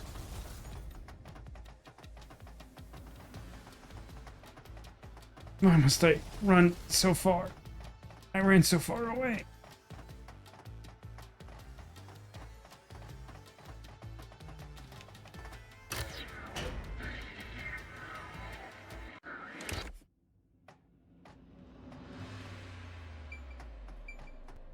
Well, let's disprove this one and then see what the game has to say about it. Game is contradicting itself. Like I said before, the closest thing I could think of to this situation is when you had to try and sort of prove that each one of the 3 high school girls did/didn't do the thing, and you had to find a dead end each time and then like put it all together. It's pretty simple. Almost too simple. So I think like because the situation is like I like that you could see these statues and you would still run into it. Like basically the game's trying to say like it seems impossible. Huh? What? This was the last route! This labyrinth is a tricky one. It's like one of those old detective novels. I don't think any old detective novel is like Perhaps this. you're the real culprit, Yuma. No, that actually does seem to make sense. Really, Master? Of course not! Focus! We need to get out of here! Yeah, but you're the only one who can do anything, so they don't need to focus. Critical lab security operates on a separate power system than what was managing the electrical. That should be it, right? Security log. Sure, the system was disabled an hour ago. It has not been turned back on since. I don't like this one because, like, the top and bottom both could be argued to be a clue for that. This is, like, tangentially related in that it's, like, part of the blackout that happened to the facility, but I don't think it... let's see. Which approach do I think that the game is going to take to this? Deactivated security by cutting power. Do I think that the thing it wants me to contradict is the fact that the power supply wasn't cut, or that the power supply wasn't cut?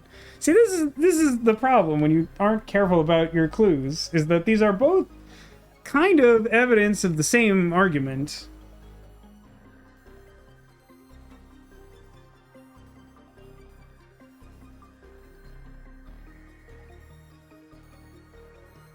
I think because this isn't focused on the 90-day thing, I'm going to go with the other one, but the game's going to get mad at me and it's going to be annoying.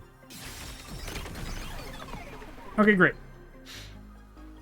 The doctor said the critical lab was on a separate grid, and the lab switchboard wasn't in the electrical room. The security wouldn't shut off, even if there was a blackout in the building.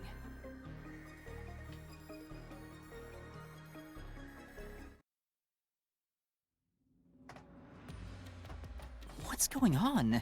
Were all three routes wrong? Correct. I wonder what it means. Correct. No useful speculation? Understood.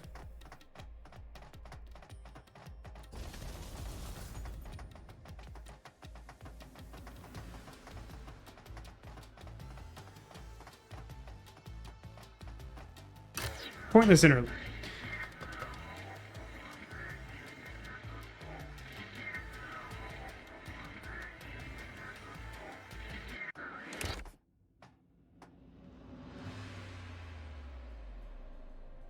Hey, there's another door! Who the heck do you think you are? Uchikoshi? I get it! Since we proved that every possibility was wrong, a new one has appeared! I don't think that's how the Sherlock Holmes expressions goes. Interesting.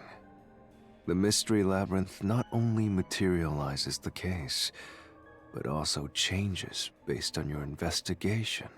Right. Something felt off about those other routes. It's almost like we were forced to choose the wrong way. But by eliminating each wrong answer one by one, you opened the path to the right answer. You sound So can everyone get off my back about this now? Who cares? Let's just see what's in the final route! Why would this require a new... They use spectral projection to enter and kill him? Well, now you have my attention, video game. Then, the culprit is... I can't believe the culprit entered the labyrinth with us. That's never happened before. How dare you trick me! There is no escape! Once the mystery labyrinth is solved, the culprit will be judged! Master, let's finish up this mystery labyrinth and boom kill this dude! What? Hold on!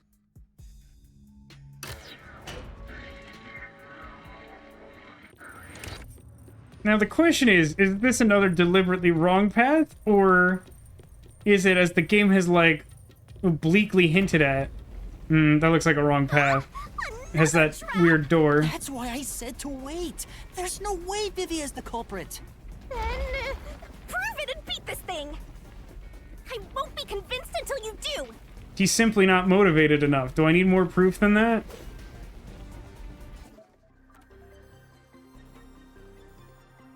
Oh, let's see. Cannot touch anything while using spectral projection. Cannot take over someone else's body, nor can it be hurt. Yeah, I mean, it feels like that's pretty safe. You can't touch someone with your ghost knife. You can't even cut a ghost with a ghost knife as a ghost.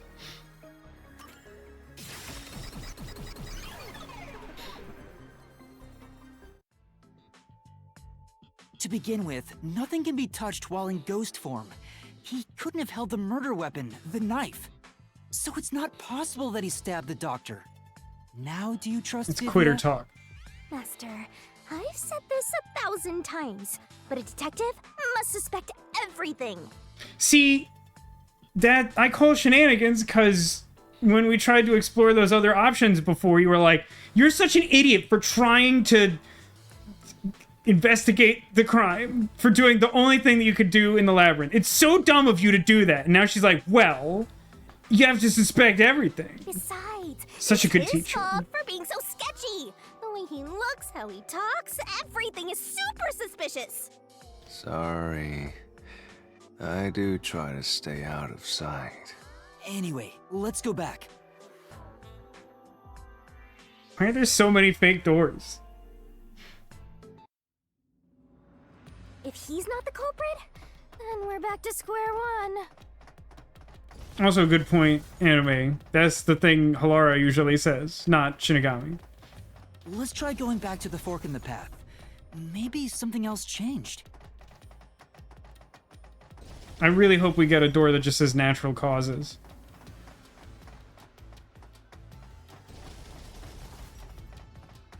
Why do these filler halls have to be like twice as long as they need to be? Why is this?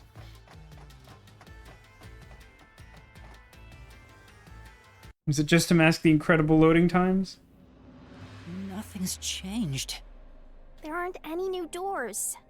What? There's nowhere to go? What was the point of eliminating all the other paths? Come on. Don't start with that again. How about you help us for a change?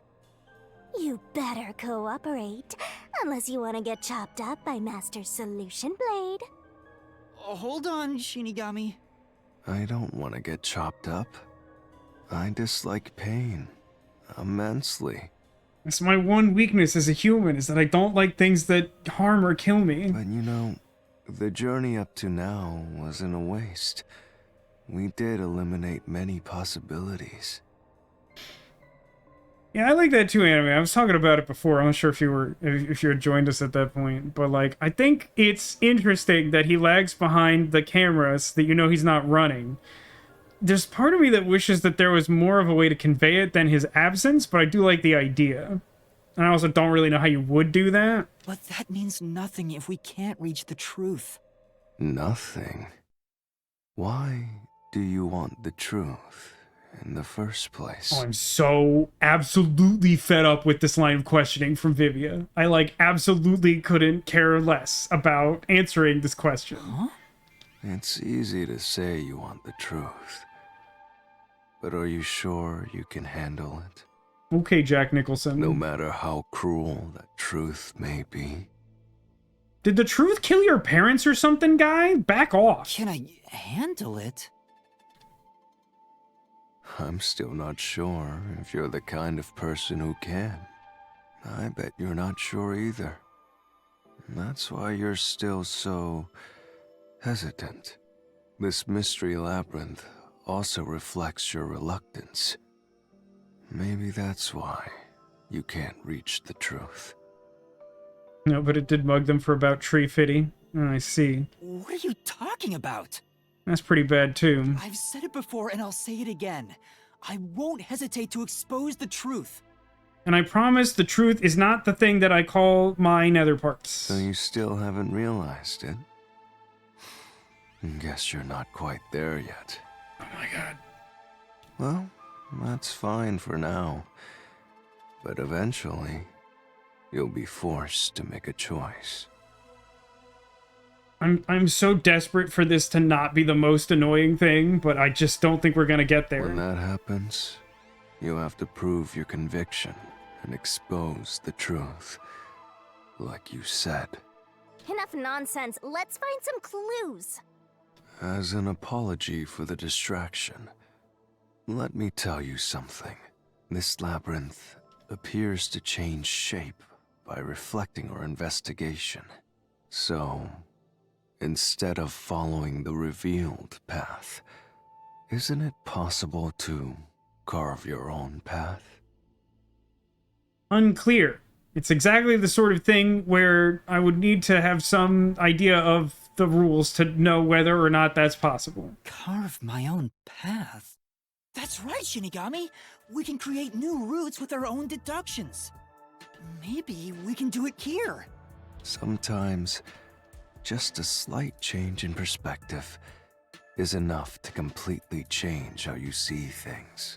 Everyone do a handstand. So if I change my perspective here, I might see something new. I see.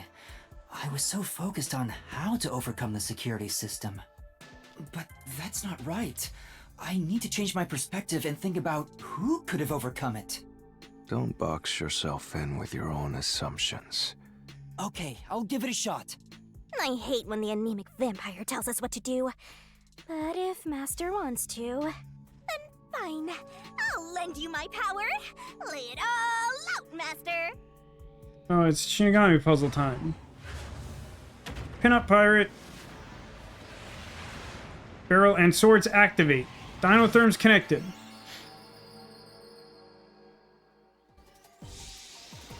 I just wanted to get past this door, and it's like the longest single door in the history of the game. That's fine, probably. I have to remember that's on super duper fast mode. What's the stab button? X?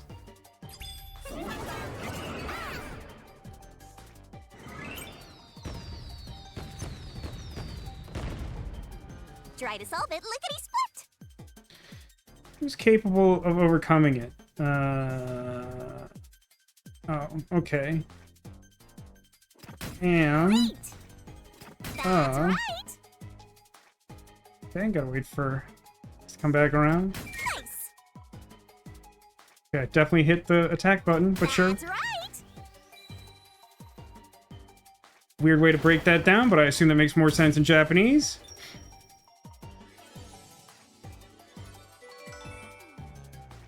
Sexy pose. It's the reason we play the game, I guess.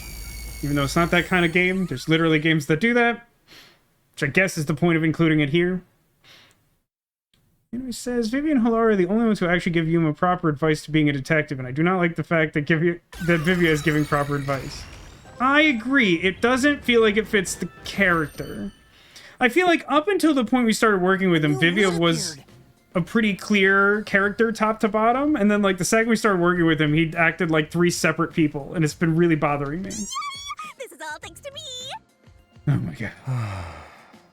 Perhaps I said too much. Well, nothing has been solved yet. I wish you'd express yourself a little better. How can we tell if you're happy or sad?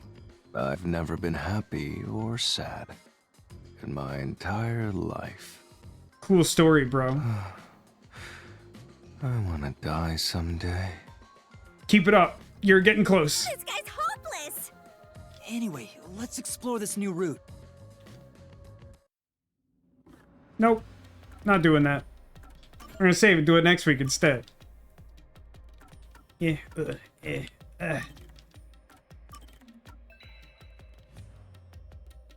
Ah, terrific. Let's do...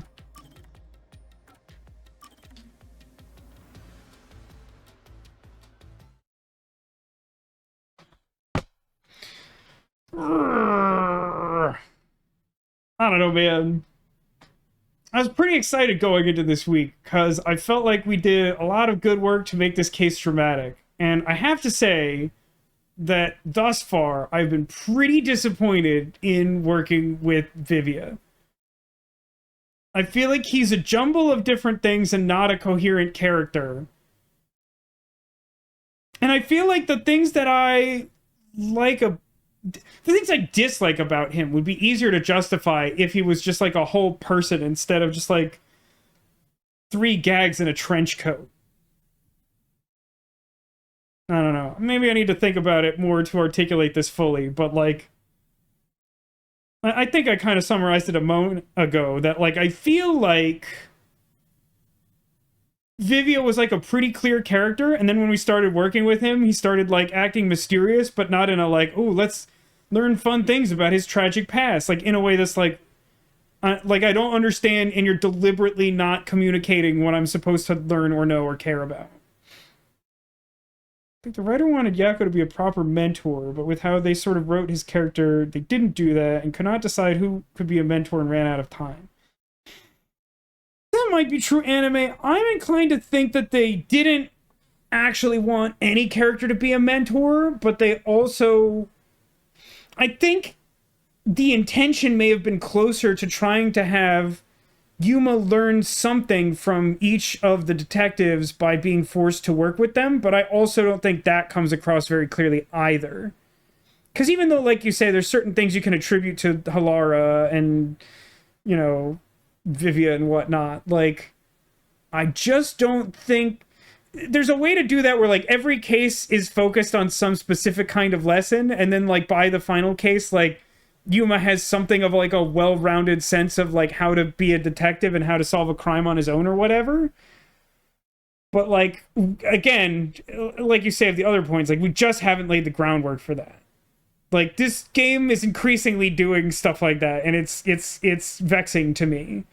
That, like, I just, it always really annoys me that, like, a story will try to, like, congratulate itself for doing something that it didn't do. It's, like, a really quick way to get on my nerves, and this game kind of does that a lot. Calendar. Alright, so it's not all that complicated, but to give specific dates, I want to actually look at the calendar. So, here's where we're at. Obviously, we streamed today, the 8th. Tomorrow, we're streaming Chance of Sinar. I always want an H there. It doesn't belong.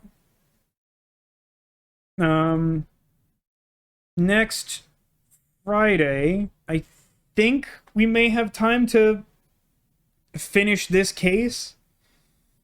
And that's the 15th. Next Saturday, I'm almost positive that we're still playing Chance of Sinar. The following Friday, I can't stream because there is a Christmas-adjacent sort of plan in place.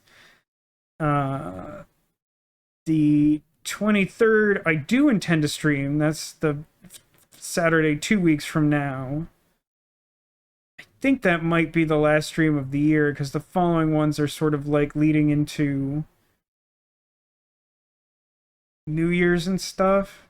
I might stream on the 29th. There's an outside possibility. I'll have to make that judgment call closer to then, I think. There are too many question marks. Want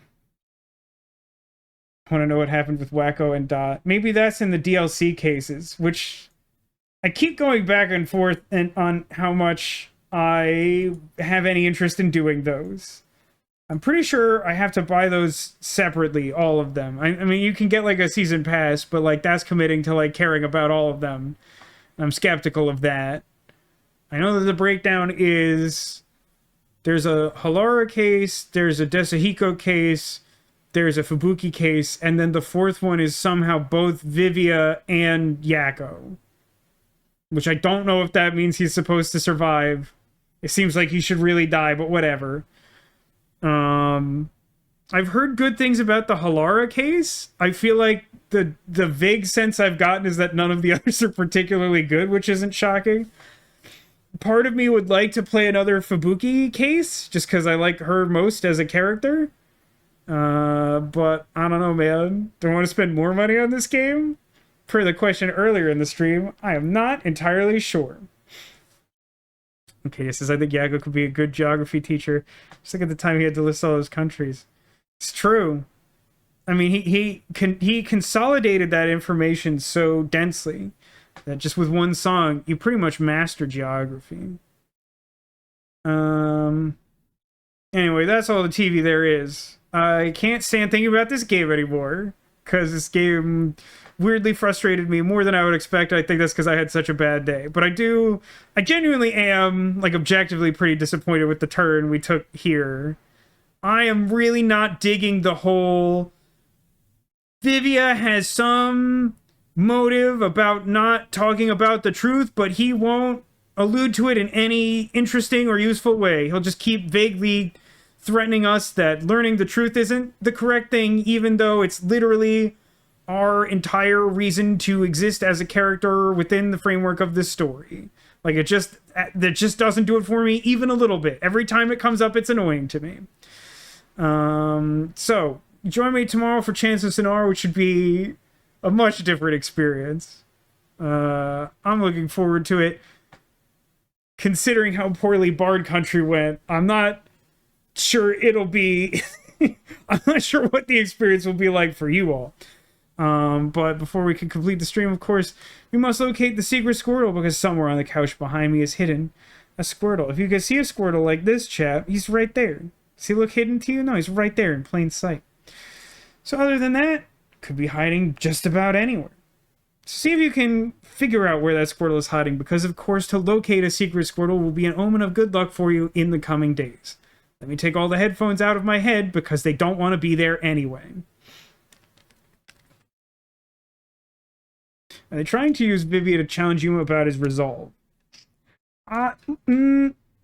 Based on my interpretation of the question, my impression is no, because I don't think his endgame is to increase Yuma's conviction, because he's not a character driven by conviction by his own admission. I think that the implication is that for some unknown reason, Vivia has insight into the consequences of discovering the truth, but without giving any sense of what that means, he's like, I'm not sure if you're gonna like what happens if you find the truth. But like, as a detective, that's not the point. The point is to find the truth. That's the whole thing, full stop. I mean, I could be proven wrong for sure, but that's because he literally talked about having a premonition at one point, and because of what I understand his character to be, despite the fact that they keep changing it, among other things, it makes me think they're going for something else. What if you can't handle the truth? He literally said that to us, Castleard. I mean, I'm not sure if you were here. Hi, Castle. But like, I don't know, like 20 minutes ago or something, he like literally said that to us. He like had another one of the asides on this subject. He's like, what if you can't handle the truth? It was like, oh my god, just someday I hope to die, Vivia. Yeah, I mean, here's the thing. I honestly, I think this is a great way to cap off this conversation, actually, Anime. I think that all of these points about us trying to, like, figure out the motivations of the characters and their weird dialogue only goes to, like, further emphasize the point that we've already touched on in the past, which is that, like, this game has a lot of good ideas that, broadly speaking, are executed in a way that's sloppy, lazy, or both. So, like, it very well could be that they're trying to do something clever, but it's not coming across clever. I'm trying to finish the Yuma main character arc, in this case, before the final case. That is my assumption. However, there are some indicators in this case that start to make me think that they want to finish everything by the end of this case, and I'd be skeptical if that worked. That seems like that shouldn't and couldn't work.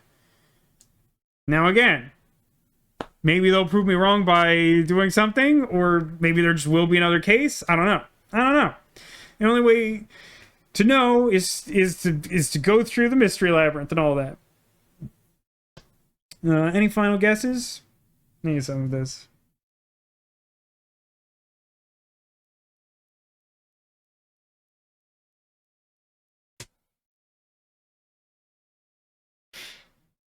Okay, so we got Winnie the Pooh guess, Ninja Turtle guess, Pika guess. Let's go take a look.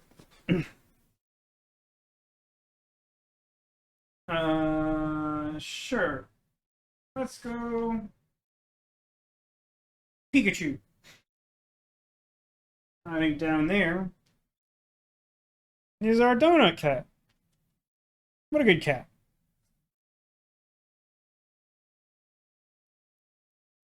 I see we had a late suspicion. Oh, Banana Man fell over, which was the inevitable conclusion to having done this way. Arcadius guesses perhaps there is a secret Squirtle inside this octopus. Well, it's not a Squirtle, but it is someone who's never appeared on the camera before. What is your name? This is Peterson. He is gingerbread man wearing a winter hat. He's a pretty good guy. He's all covered in mints. Under our Ninja Turtle, by our Loch Ness Monster, we have upside down Baymax, because I couldn't get the Ninja Turtle to stand on top of him while he was right side up. And I saw, I guess, under our Jolly Holiday, Winnie the Pooh. Much like our other Winnie the Pooh, but with a Santa hat.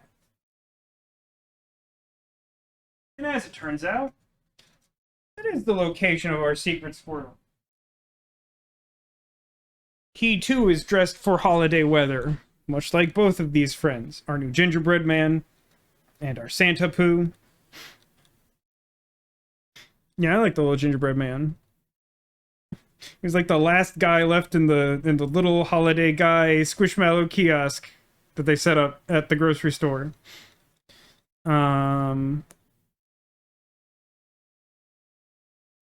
Yep, that'll do it. Congratulations to locating the secret Squirtle. And to anyone at home who may be watching this in the future, etc. The laws of the secret Squirtles are very mysterious, so who knows what the statute of limitations is on acquiring that good luck.